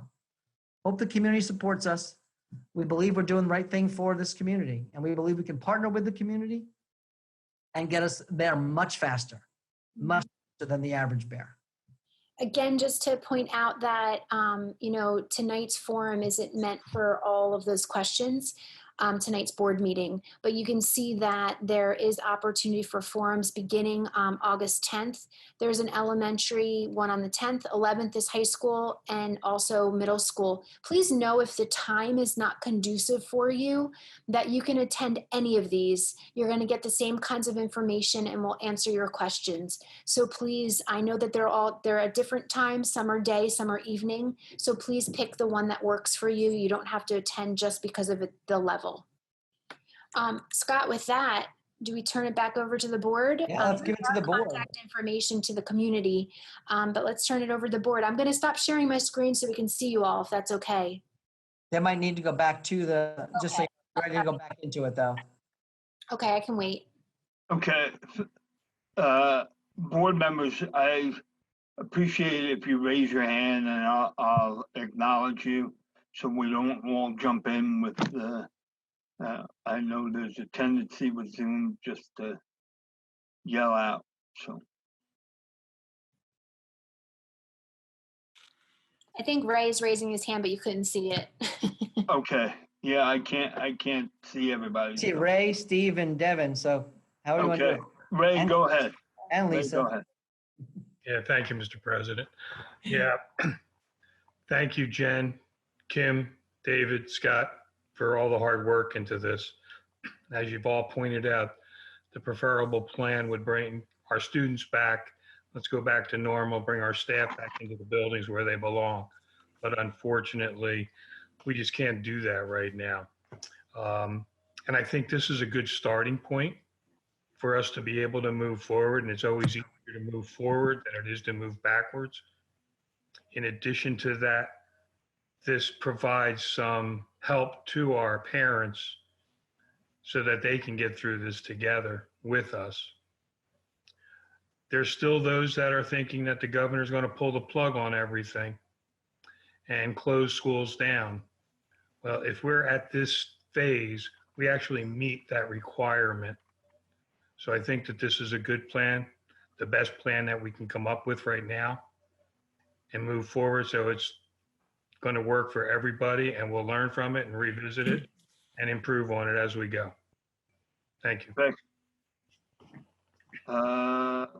Dr. Parker, go ahead.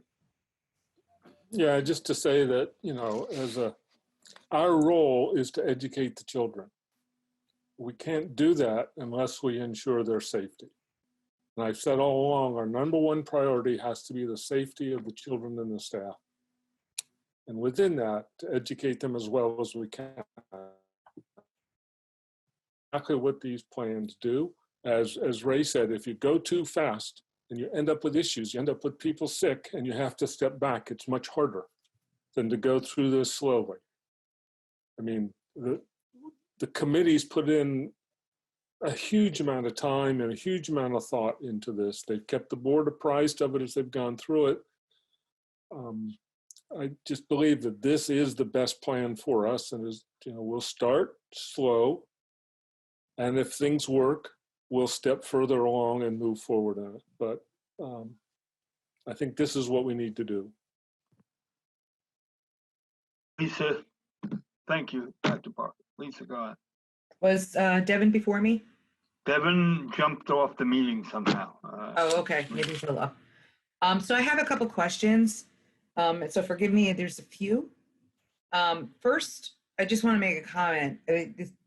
I know you guys put a lot of work into this and it shows, and I want to thank the entire team that worked on this. It's been changing hourly, we know it, and you've really done a great job. I have a high school student going into as a senior in his senior class. So I know Devin and I, as well as Joyce, feel strongly about these kids being in school. We want them in school, especially if you're a senior, especially if you're a freshman. It's your first time going to high school. It's scary. So, I would like to see that plan of meet and greet, if you will, so that the kids have a chance to maybe see their teachers, meet their teachers, especially the freshmen coming in. There's a lot of stress on them right now as it is. So that's a really important piece of the puzzle. Leading to that, for the kids that feel stressed at home, they can't focus, they have a difficult time, they'll be able to go into the remote learning center, Scott? Yeah, I mean, we were looking at it for childcare, but I still believe there's probably opening ways to get kids that just need to be in school, right? Mm-hmm. We have to see the numbers to make sure, like we want to do childcare first to make sure. Mm-hmm. But you can expand it. I mean, every kid, even no matter how old they are, still need to be covered, right? We can't just let them come in. So you just give us a chance to get that rolling with the numbers. There's nothing prohibiting anything. That isn't the general thinking, but I also believe there's going to be kids that it's going to be more beneficial for. So maybe it's almost like a part 1A, right? Yeah, Where yeah. we get kids in first that we absolutely need to get in so parents can get back to what they're known to be able to do to function for their families. And then we'll see how we can do more. And again, we don't have a time frame because there's no way to do that. I mean, things change hour to hour right now, not even day to day. And it's hard to say what it'll be like that way. We don't want to promise things, but we do really want to get our kids in. Mhm. Hopefully it won't be that long, Mhm. but I don't see, it's not a hard no, but the plan is first, let us do the first, and then we'll see how big we can go.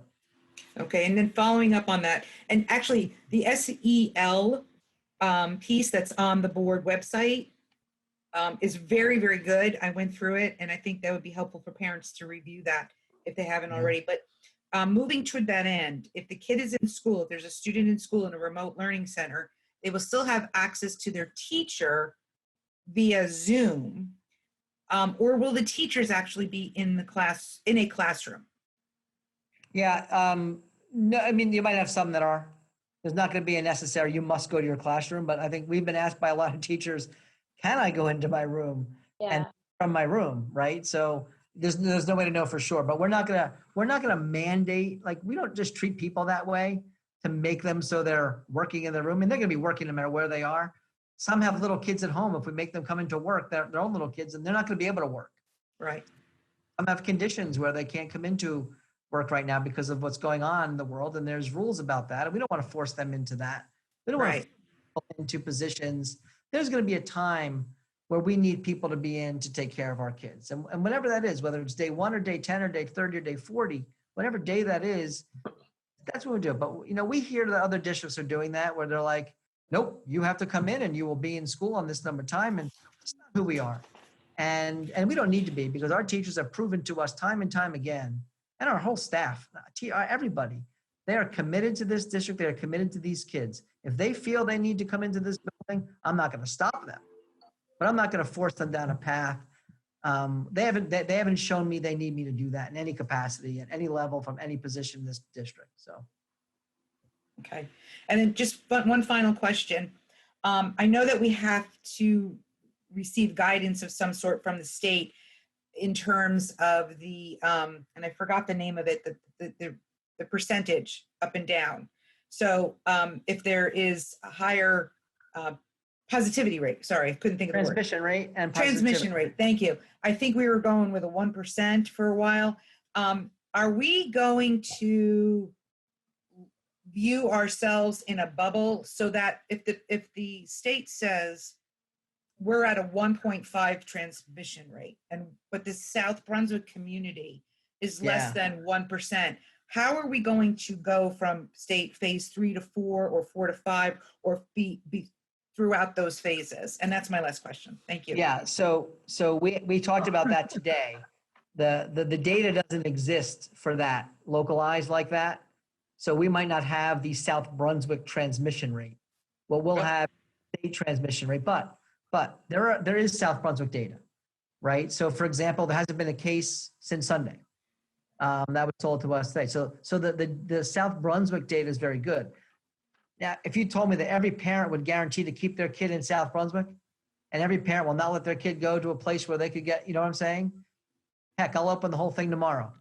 But when 10 kids showed up at a 300 with fevers, non-quarantined, and sick on one day, that would have ended the high school opening if that was a day of school.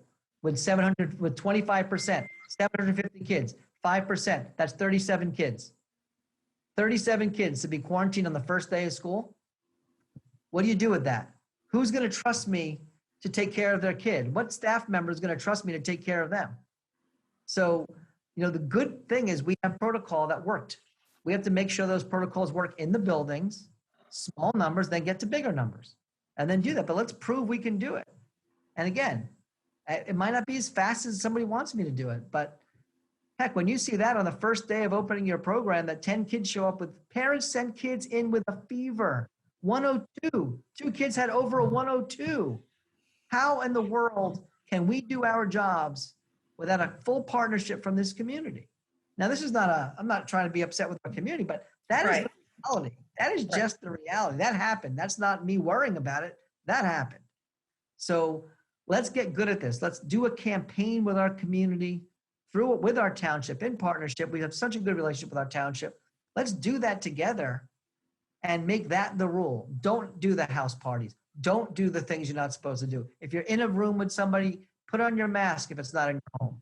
If you want to get 10 kids together and they're inside in a basement, everybody wears a mask, right? I'm not even talking about we used to be talking about drugs and alcohol.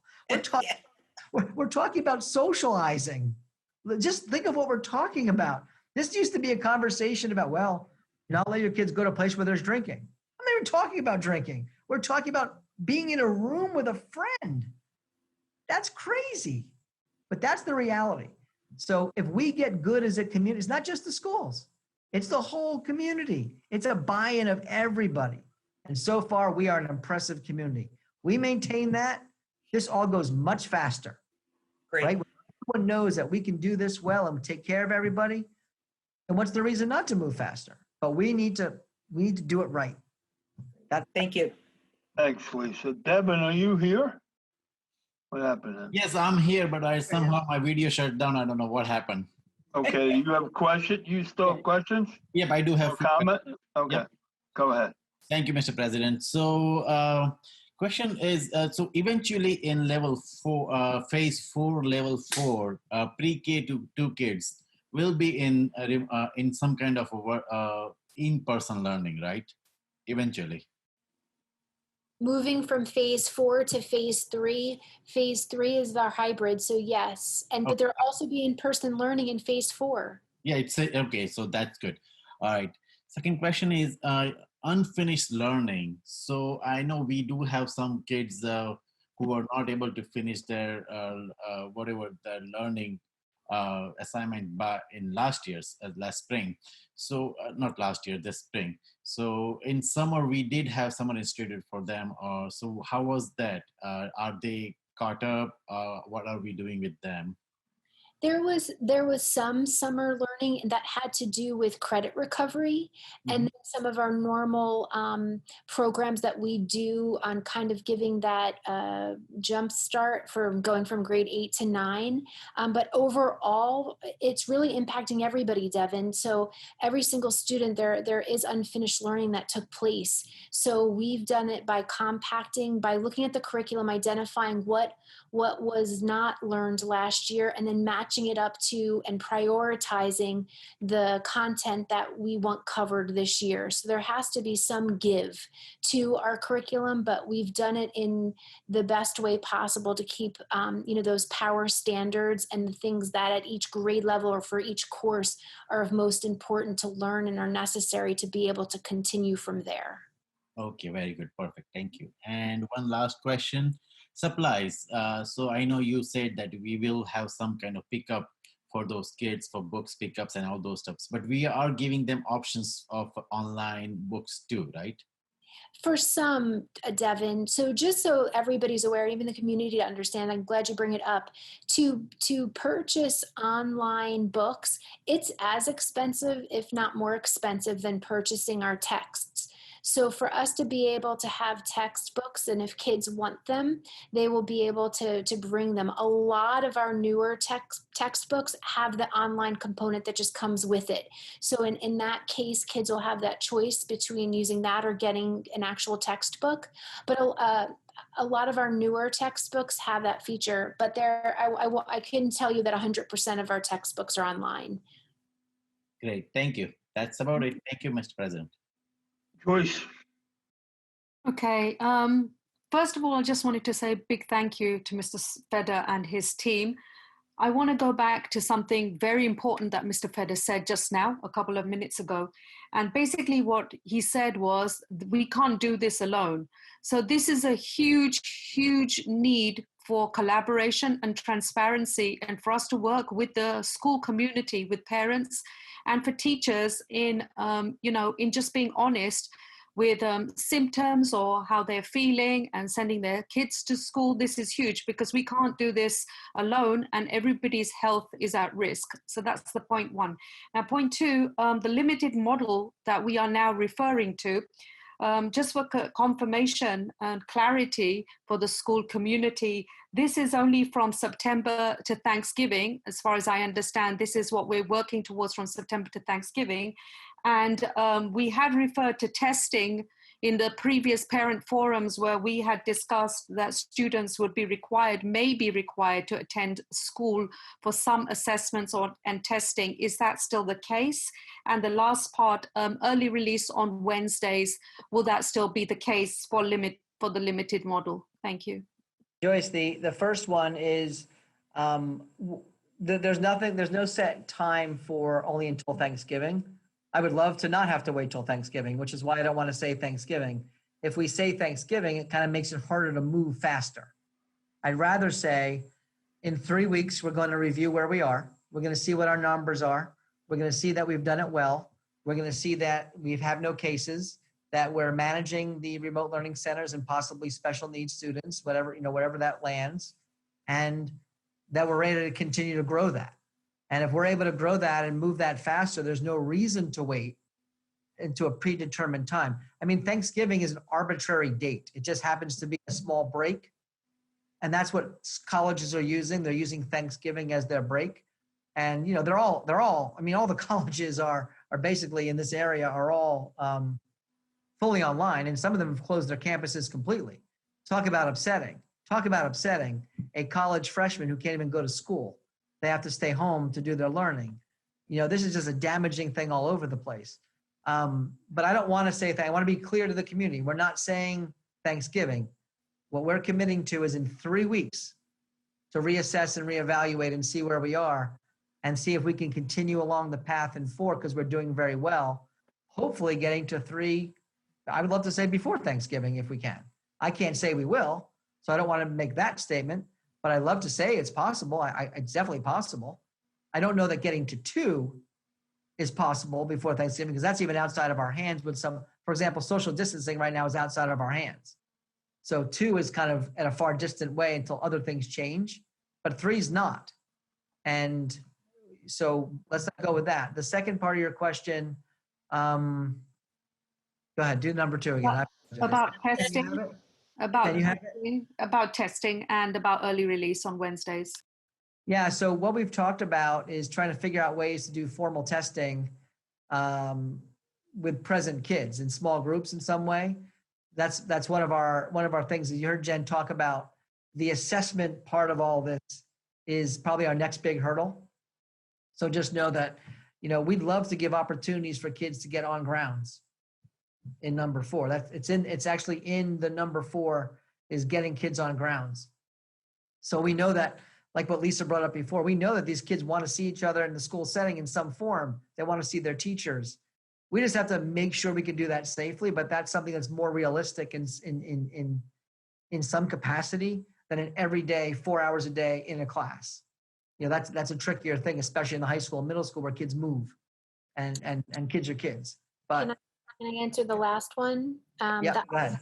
In the hybrid model, the early release Wednesdays cleanly fits in this in this remote model. We're still working on that. So we have to look to see the kind of support teachers need and if that time is necessary, if it's necessary weekly or as needed, and just maybe add in a couple of extra early release days. So more to come on that, but we want to look closely at what that schedule is and what would be most conducive to be able to make that work. So more to come on that. Okay, thank you. Mm-hmm. Thanks, Joyce. Anybody new that hasn't asked a question? Arthur. You gotta unmute yourself, Arthur. I'm muted. No, you're muted again, Arthur. Oh, there you go. There you Good. I don't know why. My screen is kind of touchy. I want to congratulate the panel, the reentry for the school district and the administration. You guys did a great job, and I was able to follow through all the phases and what have you, and I truly support number 4 phase. And I really like the way the committee and the administrator gave consideration to those parents that have kids, that at least they can bring their kids if they have to go to work, and then all the what you did for special ed and stuff like that is well thought out. I like the little small steps that you're taking. So kudos to all the people who served on that committee, and for the board members, Ray, being our representative on that committee. Question that I have for you, Jen, it's just a brief one with me being a science nerd. You mentioned the digital technology tool Gizmo. Is that like where the teacher be in the classroom and they'll be doing like a chemistry or physics or a biology experiment, and the kids get to see what they're doing, like doing an earthworm or something? From my understanding, you know what, Arthur, I can even bring it and share it and model it for you guys in a curriculum committee or in a meeting. And it may be even something to share with the public, I could. But from what I understand, it's all virtual. So the teacher is utilizing it. It's not that our teachers doing it and them watching, but it's all virtually done. And there's different labs, and kids get to engage and be a part of it. So think of like, what does dissecting a frog look like? And think of being able to do it digitally. That's what they'll get to see and be able to do. Oh, I like to try that. It's kind of cool. I can, like I said, I'd be happy to maybe even at a future board meeting highlight some of these digital technologies that we're using, and let you see how it's impacting and working with our kids. That might be a great, future presentation.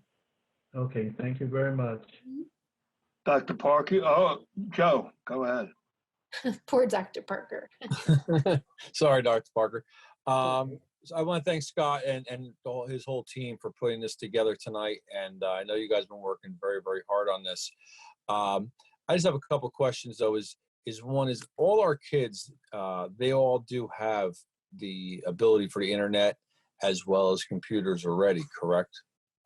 Well, we did the survey showing that we're in pretty good shape. We're not gonna have any trouble with anyone having a device. And we also have what's called MiFi devices, plus Jen O, our community education director, and Sharon Johnson, our director of technology, are both working with families specifically with anyone in need for internet service. And that comes in the way of various ways we help out with that. The simplest ways, of course, is giving them a MiFi, which we cover the cost of that through one of these grants. So we just ordered a whole bunch more of those. From the Digital Divide grant. We ordered some from the first grant. We already had some on ready.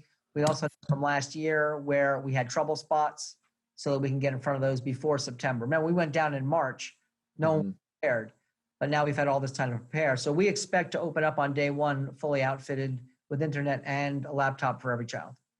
Okay. And also, you guys also mentioned about, especially the kindergartners and first and second graders, bringing them in, meeting their teachers. Is that going to be across the board, especially for the new sixth graders, the new ninth graders, the kids that are moving up in schools, the new kindergartners and stuff? Are we going to do that across the entire grades all the way through that? So there's orientations being designed right now for both sixth and ninth. As well as K, like we normally do. It might look different, of course, but we're looking at, again, 25 person capacity. It kind of puts a damper on certain things. So that's happening. And then, that ninth grade happens to be the grade that had the highest number of percentage, 35%, which is the highest we received of kids who would be coming to school. Makes perfect sense. It's the first year of high school. I actually thought seniors would be a little higher, but seniors weren't. They were still in the 71% range.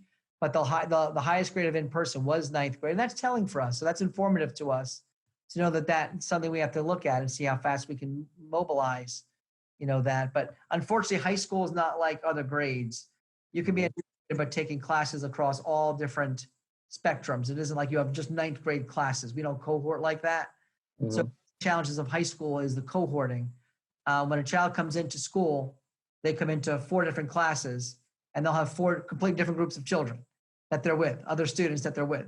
And so that's a bigger challenge when you look at that. So cohorting in high school is not really doable. Cohorting in middle school is a little bit, middle's typical. You can do some of what you can do in elementary and some of what you can do in high school. Elementary is easier to cohort, which is why getting those elementary kids in quicker might be the way this works, where we can keep them in faster, but some of the other majors might be more challenging to get through with certain restrictions. So we know that we want to get all of these kids back in for some kind of normalcy. Mhm. The term normalcy is what we're struggling with. You know, normalcy on day one, there's normalcy on maybe a month or 2 months in might give us a real advantage to making it a much better situation for kids. Okay, thank you. Just to clarify something, Scott, so people don't. Even you're never going to get a chance, Stephen. So, yeah, I'm going to give Stephen a chance right now.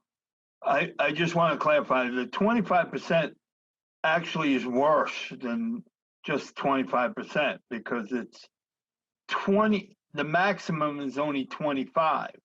So 25, even if you have a number, you can fit a lot more, it's still only 25. So Well, it's per space. It's Yeah. just so we're clarified, everybody, it's per space as of Right. now. But again, the governor could come out tomorrow at his press conference and just exempt schools from that altogether.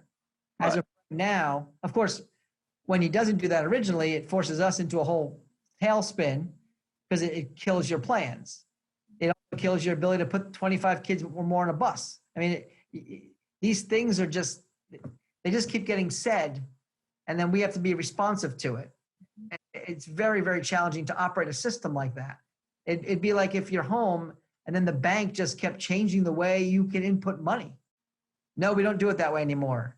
No, that's going to cost you more this way. No, sorry. And then you have no time to fix it, and your mortgage is still due. You just can't function the way we are trying to function right now. Thank goodness it's still the summer and we have time to adapt and adjust. And that's what we've done. We've adapted, we've adjusted, we've pivoted. But heck, maybe information will change the next 2 weeks. We'll have to pivot again. I don't know, to even more likely to get more kids in. I really don't know. But yes, 25%. The rule right now is 25% of a space, its typical capacity, not to exceed 25 kids. So in a gym that normally can handle 1,000, you could still only put 25 kids in it, not 250 inside. That's the rule. Thanks. If you're a church, a clergy, any kind of religious, a wedding, a funeral, or a protest. That's the way it was presented.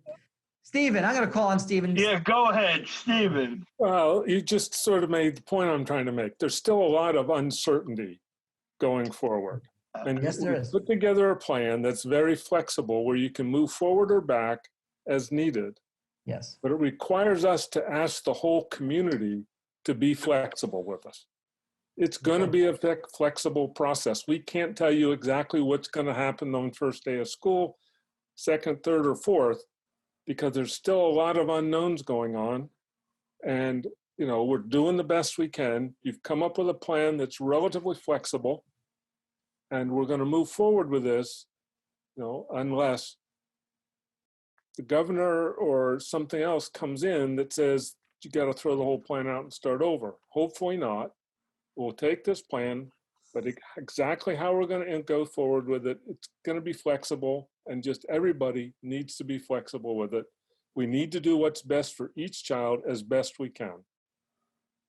That's Thank you. our goal, and that's what we have to work towards. Lisa, last question. Go ahead, Lisa. You got to unmute. You have to unmute, Lisa. Oh, sorry, I was in a smaller screen. I couldn't get to the button. So 2 questions on technology. One is, if right now we're saying that majority of our children have laptops, if there's some kind of weird failure for that kid and their laptop breaks, who would they notify? Or that's minutia, Cool. sorry. They would be able to get a laptop from the district, correct? That same day. Okay, good. Second question has to do with mute and deaf children. If they're going to be using Zoom, I'm aware of one child, and I don't know if that child graduated, so forgive me, but they had to use like an individual who had a type to translate. We call it, Most deaf children probably have hearing aids, but I want to make sure that we're looking at that spectrum as well to make sure that they're covered. So it's called assistive technology, and that child's IEP will be met. Thank you. Child Thank that you. has those, yeah. Okay. So moving along, since we've lost over 200 people, so I want to get to the public comments. So, can I get a motion open to the public, please? Moved by Joyce Matter, second by Ray Keenan. All in favor? Any opposed? Okay. Jen, you want to call on the people that are still on to ask questions or comments? You have to use the thing underneath to raise your hand. And Barry, before you Yeah, do go that, Barry, do you have to read, do you want to read this is a true, yeah, I'm going to do that. Yeah. okay? I got him, Dan. Board of Education recognizes the value of public comment on educational issues and the importance of allowing members of the public to express themselves on school matters of community interest. Complete copies of the rules that govern the portion of the meeting can be obtained in advance copy by contacting the board office during regular board hours. We reserve the right to limit each speaker to no more than 3 minutes. In our plan to listen to each member of the public, we will note all questions and comments made. Once all questions and comments from all members of the public are made, the Board of Education will respond, if necessary, to questions or comments in the most timely and efficient manner available. Please consider not repeating comments and questions made by other members of the public. I ask that you state your name, place of residence, or your group affiliation. So, like stated in the beginning, our intention is to try to limit the session because it's we do have 3 question and answers next week. They're pretty extensive, and you can get all your questions and answers. And the last one that I was on was the high school one from a couple of months ago, and we had close to 800 people on there. So, and that's where you can go back and forth. Ray, you had something? What?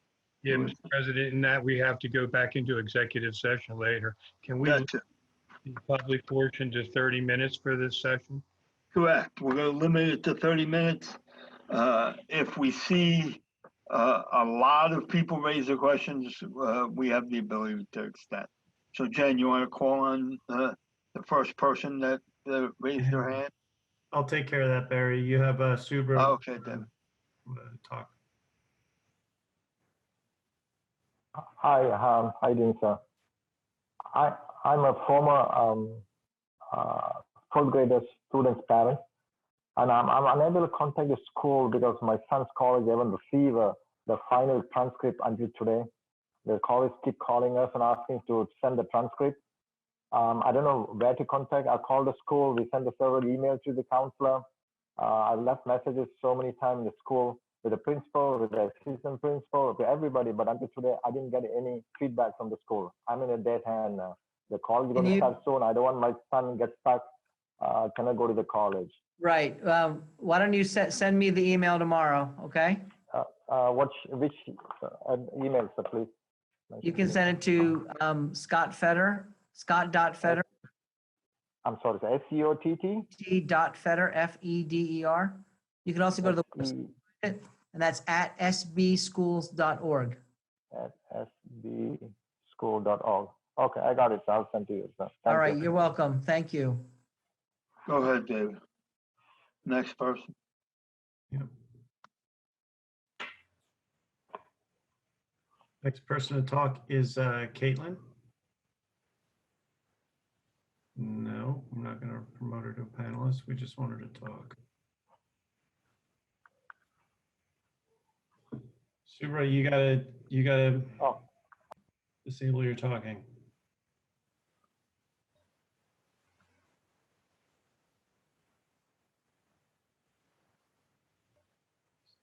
There she is. Here she is. Kathleen, It's you need unmute. to unmute yourself. There you go. Okay, actually, this is Marcy Schwab, not Caitlin Schwab. Sorry Okay. about that. I have 4 points that I'd like to bring up. Since we are not starting with the hybrid model, will you be resurveying again as we move closer to level 3? Can you please explain how athletics will work as the high school will be on all virtual?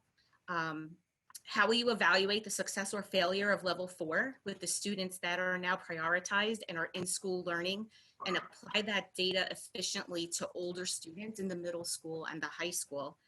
And I would like to support Lisa's comment and iterate the importance of some type of freshman orientation, and add on to that with the question of what is going to happen with labs at the high school level. Okay, thank you.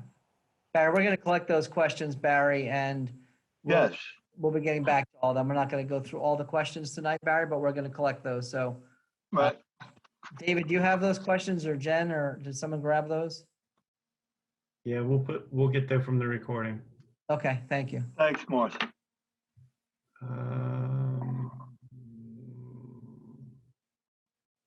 I'm now going to Lori. Hi, Lori Lubieski, Hutmaker. I'm a principal in Cranford as well as a resident of Monmouth Junction. My daughter is a rising 3rd grader, and she has received special services for reading. And how are kids that were already at a disadvantage, and then, going through the last 3 months of school, she had one-on-one services with a reading specialist. Like, I'm very concerned. And my husband and I are both educators and will be going to work. So I'm worried about her falling even further behind. Thank you. Thank you.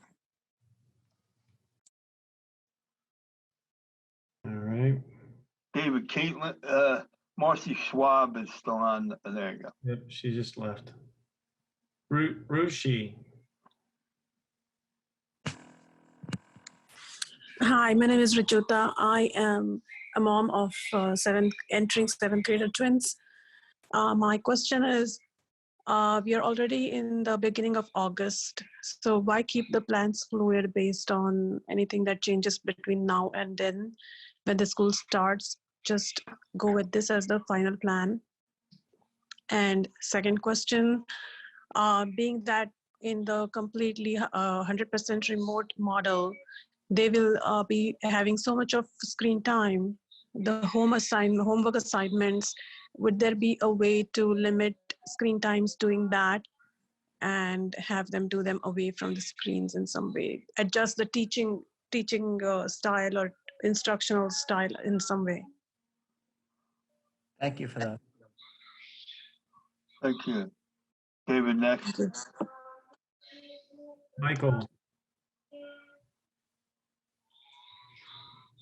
Hello, I'm a father of a 2nd grader, and I just want to confirm with the phase 4, my 2nd grader will be going to school or will not be going to school. You can send him to school, Michael. Okay, now, so there will be no 1 week on, 1 week off. It'll just be every day he'll be attending in-person school. Yeah, so I'm going to treat this as a clarifier. Basically what it means is if he needs to come to school, he can come to school to do his remote learning every day. Okay, no, I don't need him. He can do his remote learning from home. I was just wondering if he was part of the group that is able to go for in-person instruction. So it's a good clarifying question. We're gonna have to see the numbers. One of the other people asked about, are we gonna resurvey people? We probably will have to when we get closer and know more information. But as a 2nd grader, he's part of our tier 4 plan that you saw. So in that model you're asking, now I understand you're asking, it would be a every day or the hybrid model. We don't know yet because it's going to depend on our numbers, Michael. So just give us a little bit more time and we're going to try and figure that out as quickly as we can, okay? Okay, thank you. Thank you. All right, Michael's done. Next talker would be Gurul Samanji. Hello, thank you.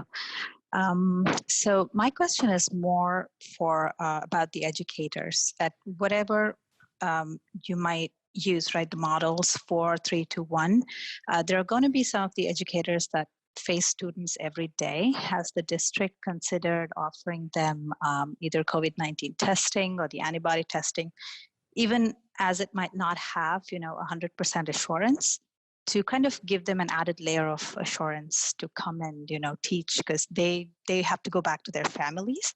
So I was just wondering, was any thought given to offering those kind of tests to the educators on site? Yeah, so just record that question as a question about COVID. So thank you for the question. Next, David. Malay. Hi, my name is Malay Shukla. I'm a parent for a third grader girl. My son just graduated from senior, so of course I can understand his feelings about all the proms and the last quarter of senior year. But so my question, there are two questions.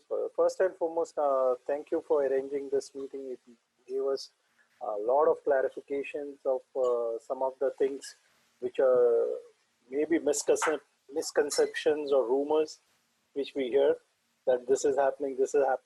And secondly, would like to appreciate that I absolutely agree, me and my wife, that it is of paramount importance that the community, the parents work hand in hand with the teachers, with the educators, with the board members, because until and unless it has to be a joint effort, because I know you are putting a lot of effort into that, but I think we as a parent, we hold the key actually to make this model successful.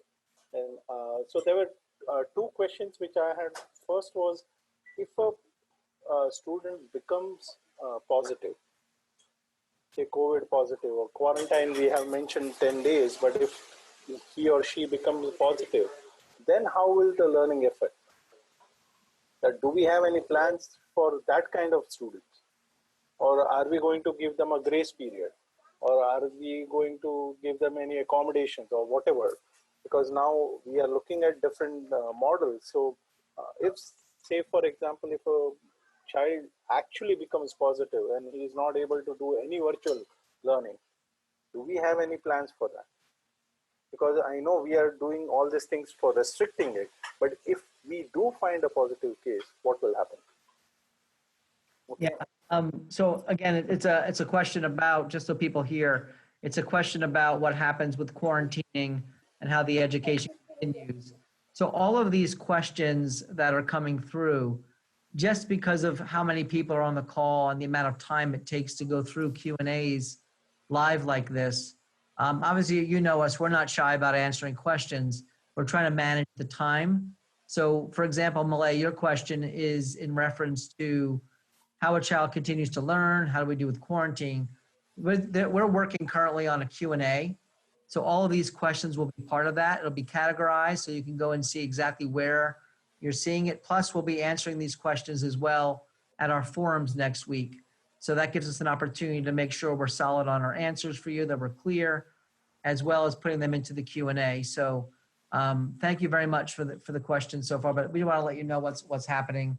Thank you, Scott. It's not in my nature to not answer questions. I usually just like to answer them, but some of these are complicated. They're great questions, and we'll get you the answers by next week. Yeah, and I wasn't expecting an answer right away. No, I know that, Malay. I just wanted to tell the whole community that. Your question was a good question that I think a lot of people will have. I just want them to make sure they heard the question, but I know you understood that. And you had a second one, Malay, didn't you? The second one was when we have the hybrid model where we have a student coming in. So my daughter is third grader, so she'll be coming in, say, for 4 hours. of learning. So as of right now, is it going to be 4 hours or it is going to be a full school day? Because both of us are essential workers. And with our son, we still don't have any clue how his college is going to work out with. So we wanted to make sure that, because I have already mentioned it to my management that, okay, this we are already in talks, so we don't know how things will happen. So this one, again, the ones that are clarifying questions, I don't mind just giving you a quick answer. The remote learning centers will be open for the full day. Okay. All right. Thank you very much. You're very welcome. Next up, we have Priya. Hey, Scott, this is Maveen using my wife's account. But question is, you're doing remote learning, but how much training have the teachers been given to train remotely? Because that's a whole different paradigm. And how much training have they been given? Because I know in the spring, there was hardly any time to train anybody.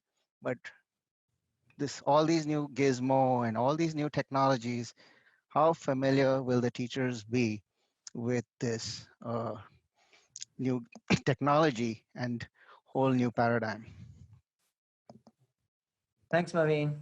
Put that in the list. Appreciate it. And there's one more question. The American Academy of Pediatrics has recommended that middle and high schools start at 8:30 a.m. or later.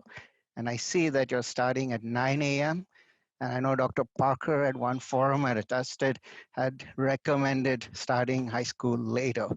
And when we do get a chance, I think it's important to consider the starting high school later. And the American Academy of Sleep Medicine recommends teenagers aged 13 and 18 should regularly sleep 8 to 10 hours per day. Otherwise, they have health consequences. So that's something that you should consider. I know it's a very dividing project and a very difficult thing to do, but something that I think this board should consider going forward. And this 9 a.m. time is really suitable, and you made a good start with it. Thanks, Bobby. Thank you. Mark Laluma. We're gonna also, just so you know, the last person that's gonna ask questions this evening is Chris Gervais. Right. He's gonna be the last person. I would also suggest keeping it to one question, Barry. Yes, one question only.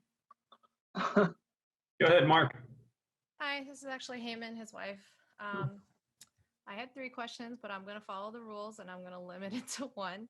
Thank you. So I would like a little more clarification on the limited model, because it sounds like you said staff would be on site and it'd be to provide childcare during the remote learning. So teachers presumably would be home or I guess elsewhere doing the teaching. So I guess is it paraprofessionals on site all day?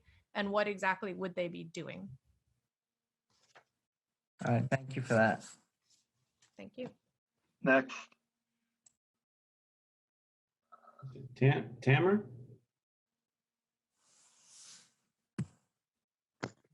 Yes, my name is Tamer. I have 3 kids actually going to school. I have 2 going to 2nd graders and 1 going to preschool. I haven't heard any information about the preschool program. I'm not sure if it was discussed before, but I understand the 2nd graders, but I'm not sure how you guys handling the preschoolers. Thank you. We'll make sure we put out information specific to preschool. Thank you for that question. Gina. Good evening, Gina DiVincenzo, Monmouth Junction, New Jersey. Great job on the plan, you guys. I just wanted to emphasize how important I think it is with the Model 4 that you presented, that some students really need to be out of their house. So I know the primary goal was childcare, which I think is fabulous, but some kids will do better even if they're doing remote learning, even at the high school level, outside of their own home where they're distracted by everything. So I just hope that's really considered when you're working this in to how you're going to phase this in, that many students do need to be outside of their home. That's it. Thank you very much. And I hope you're not in executive session too late. Me too. Okay, next. David. Tina, go ahead. Hi, thanks everyone for your time tonight, Board of Ed members and Scott and Jennifer. It was a great presentation. My question is this, it's more about the process. So I'm curious, it sounded like at some point tonight you're going to make a motion to accept this plan, or hopefully accept this plan. And then I wanted to know what the process is after that. Does it then get presented to the state and the state has to give you a yay or nay? Or what would be the plan instead? And then if that is the case, what timing would we actually know what the decision is? Barry, I'm gonna add, that was, Yeah, go ahead. as part of what we were gonna finish with tonight. That is exactly correct, Tina. This plan goes, I spoke to the county superintendent, explained to him that we had to move the meeting to tonight, if it would be okay if once the board passes, if the board passes the motion, that we would send the plan to him. The plan is extensive, the detail of the plan along with the presentation. It's going to be about probably about or exactly 104 pages. We feel it's important to give the state back its 104 pages they gave us. So that's pretty much going out tomorrow. And then I expect we'll hear nothing after that, Tina, to be honest. And we're gonna keep plowing forward unless we hear differently from somebody. And that's the frustrating part, is other people have submitted a plan, they've heard nothing, not even acknowledged the plan was received. Maybe it'll be different, I don't know, but I'll speak to our county soup and make sure they know that people that just want to know exactly what's happening. So I think one of the other people said, just go with the plan, don't change it. We get that, but the plan is fluid, unfortunately. And hopefully it'll be changed in the way where we just get all our kids back. So Thank you for your honesty. I appreciate that. you got it. Thank you, Tina. Next, David. Brew. Hi. My name is Pranav Karma. I'm a rising junior. So I just have a quick question. Let's say during a Zoom meeting, something happens and you just get disconnected, okay? You're not able to join. Will there be like some kind of digital copy of the lesson so you can like look at it later on? I think what happens in some cases, well, we're not really going to answer, but there's a lot to do with that question. So we will take that question and we'll make sure the students answer well. Okay. All right. Thank you. You got it. Olivia, you're ready to talk. Okay. So my question is just, I know a lot of people ask, but I'm going to have a kindergartner and a fourth grader. So like, will my kindergartner be able to go to school? And then would I be able to send my fourth grader for remote learning? Because she did not do well with like the at-home learning like last spring. Since it's a one-word answer, I'll just say the answer. Yes. Okay, thank you. You're welcome.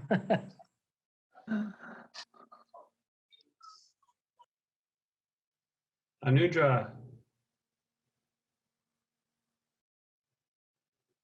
Hi, my name is Anuradha, and are you able to hear me? Yeah, go ahead. Go ahead. Yeah, okay. Yeah, so I have a first grader and a fourth grader. I do have two questions, but I'm going to limit it to one. So you say for now, if I'm going to go for a hybrid model, I know it's a 4-hour school in person, and there's going to be a 90 or 120 minutes at home. So my question is, there is not going to be any breakfast or lunch during this hybrid model, right? No, So clarifying question. Yes, there is. So the other part of my question is, say, because both myself and my husband, we are working. So if there is a situation where the kids have to be enrolled in the daycare, so in that case, will there be an environment where it is safe for them to have lunch or the snacks? Yeah, and we did answer that before, so we're sorry if we weren't clear about that. Yes. Okay. Yes, that's my question. Thank you. Thank you. You're welcome. Jen, Poppy, go ahead. Hi, yeah, my question is about lockdowns and fire drills and other emergency evacuation situations. So what will that look like moving forward? They're actually put out guide. I'm not going to answer it fully. They just put out guidance on that. We'll make sure that that's clear to our families as well as what that does look like. They did put out guidance specific to those questions. Thank you for that. Thank you. Last but not least, Christopher. Hi there. Yeah, I just had a question regarding technology. I've got 2 younger kids, and I noticed on the surveys, it was there was a real emphasis on Chromebooks, laptops. My girls have iPads, and last year we noticed that a lot of the websites and programs that were being used were a little difficult to use on the iPad. So I was just wondering if that was being considered, and how we would address that going forward. Yeah, I'm just going to answer that one again. Last question. I'll give it a quick answer. If your kids need a laptop or a Chromebook, just let us know, and we'll provide that. Okay, so it is really that iPads are probably not ideal for use in these kind of situations, then, right? Yeah, right. That's why they struggled probably. Yeah, the ideal would be a Chromebook. Again, if you have what you have, don't go out and buy. We don't want families to just go out and buy stuff they don't have. We'll take care of that. You just let us know, and that'll be part of what we provide. Okay, thank you. You're very welcome. that's it, correct, Mr. Pulaski, right? Okay. Motion to close the public portion, please. Moved by Mrs. Meta, second by Mrs. Rogers. All in favor? Aye. Please. Okay. Mr. Pulaski, approval of action items this evening. Can I get a roll call, please? Need a motion to approve it first? Yeah, that might help. Motion to approve, Dr. Parker, motion to approve. Second by Mr. Scaletti, all in favor? Aye. Now we need a roll call vote. Yeah, we need a roll. Yep, Mr. Raymond Keener. Yes. Mrs. Joyce Mehta. Yes. Dr. Stephen Parker. Yes. Mr. Devin Patel. Aye. Mr. Arthur Robinson. Yes. Mrs. Lisa Rogers. Yes. Joseph Scaletti. Yes. Mr. Barry Nathanson. Yes, Motion carries. thank you. Moving along to board comments and communication. Anyone have any comments or communication? Seeing none. I just want to thank again the committee, and I know their work is not finished because they're going to be looking at this as we're going through this. I appreciate all they have done, all 25 members. Again, the senior staff, Scott, Jen, Kim and David have gone way, they've done a fantastic job, so I want to thank them. So I just want to finish with an ask to all parents, because we are going again in uncharted waters. And as we navigate, we are working to our major priorities to keep our staff and our kids safe. And we have to think of that. And parents out there, and I know you're on Facebook and social media and everything that's going on, but before you post and before you ask questions of your fellow social media people, please, please let us do our jobs. Let us get your kids continue to be safe. Nothing is perfect in this COVID world at this point, and we know the staff are going to do a fantastic job because that's what South Brunswick's about. So I ask everybody's patience and continued support because that's important.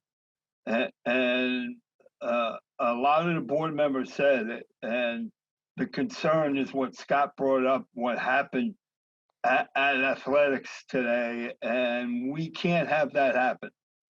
We have to be one. South Brunswick has to be one. We have to be able to rely on the parents and rely on the kids. We continue to rely on our staff, and I rely on my colleagues, and we have to be a team. And your kid is sick, they need to stay home. Your kid has a fever, they need to stay home. They need to get tested. There's a number of sites in the area that they can get a test, but they need to be tested. Please do not send them in to the remote learning sites because just like Mr. Fetter said, that puts a brake on everything for everybody. So I want to thank everybody. At one point, we had over 1,000 people on the meeting tonight, and I know next week's parent sessions are going to be just as well attended. So I want to wish my fellow colleagues and senior staff the best and stay safe. And everybody out there, stay safe. Hopefully everybody's power will come back on. So can I get a motion to go to executive session, please? Make a motion with the executive session. Yeah. Moved by Ray Keener. Do I have a second?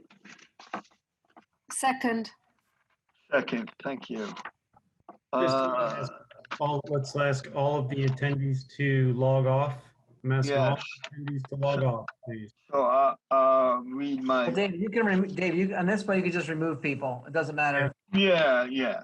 Be it resolved that the Board of Education of the Township of South Brunswick hereby moves to go into an executive session in accordance with the Sunshine Law, Chapter 231 of the Public Laws of 1975, NJSA 10:4-6 through 10:4-21 to discuss the following school matters / personnel. Be it resolved that discussion conducted in executive session can be disclosed in public at such time as matter has been resolved. Former action may be taken at any meeting. So just a reminder to the public, you know, there will be notification about the sessions next week, and our next board meeting is Thursday, August 27th, 2020. Thank you. Good night, South Brunswick.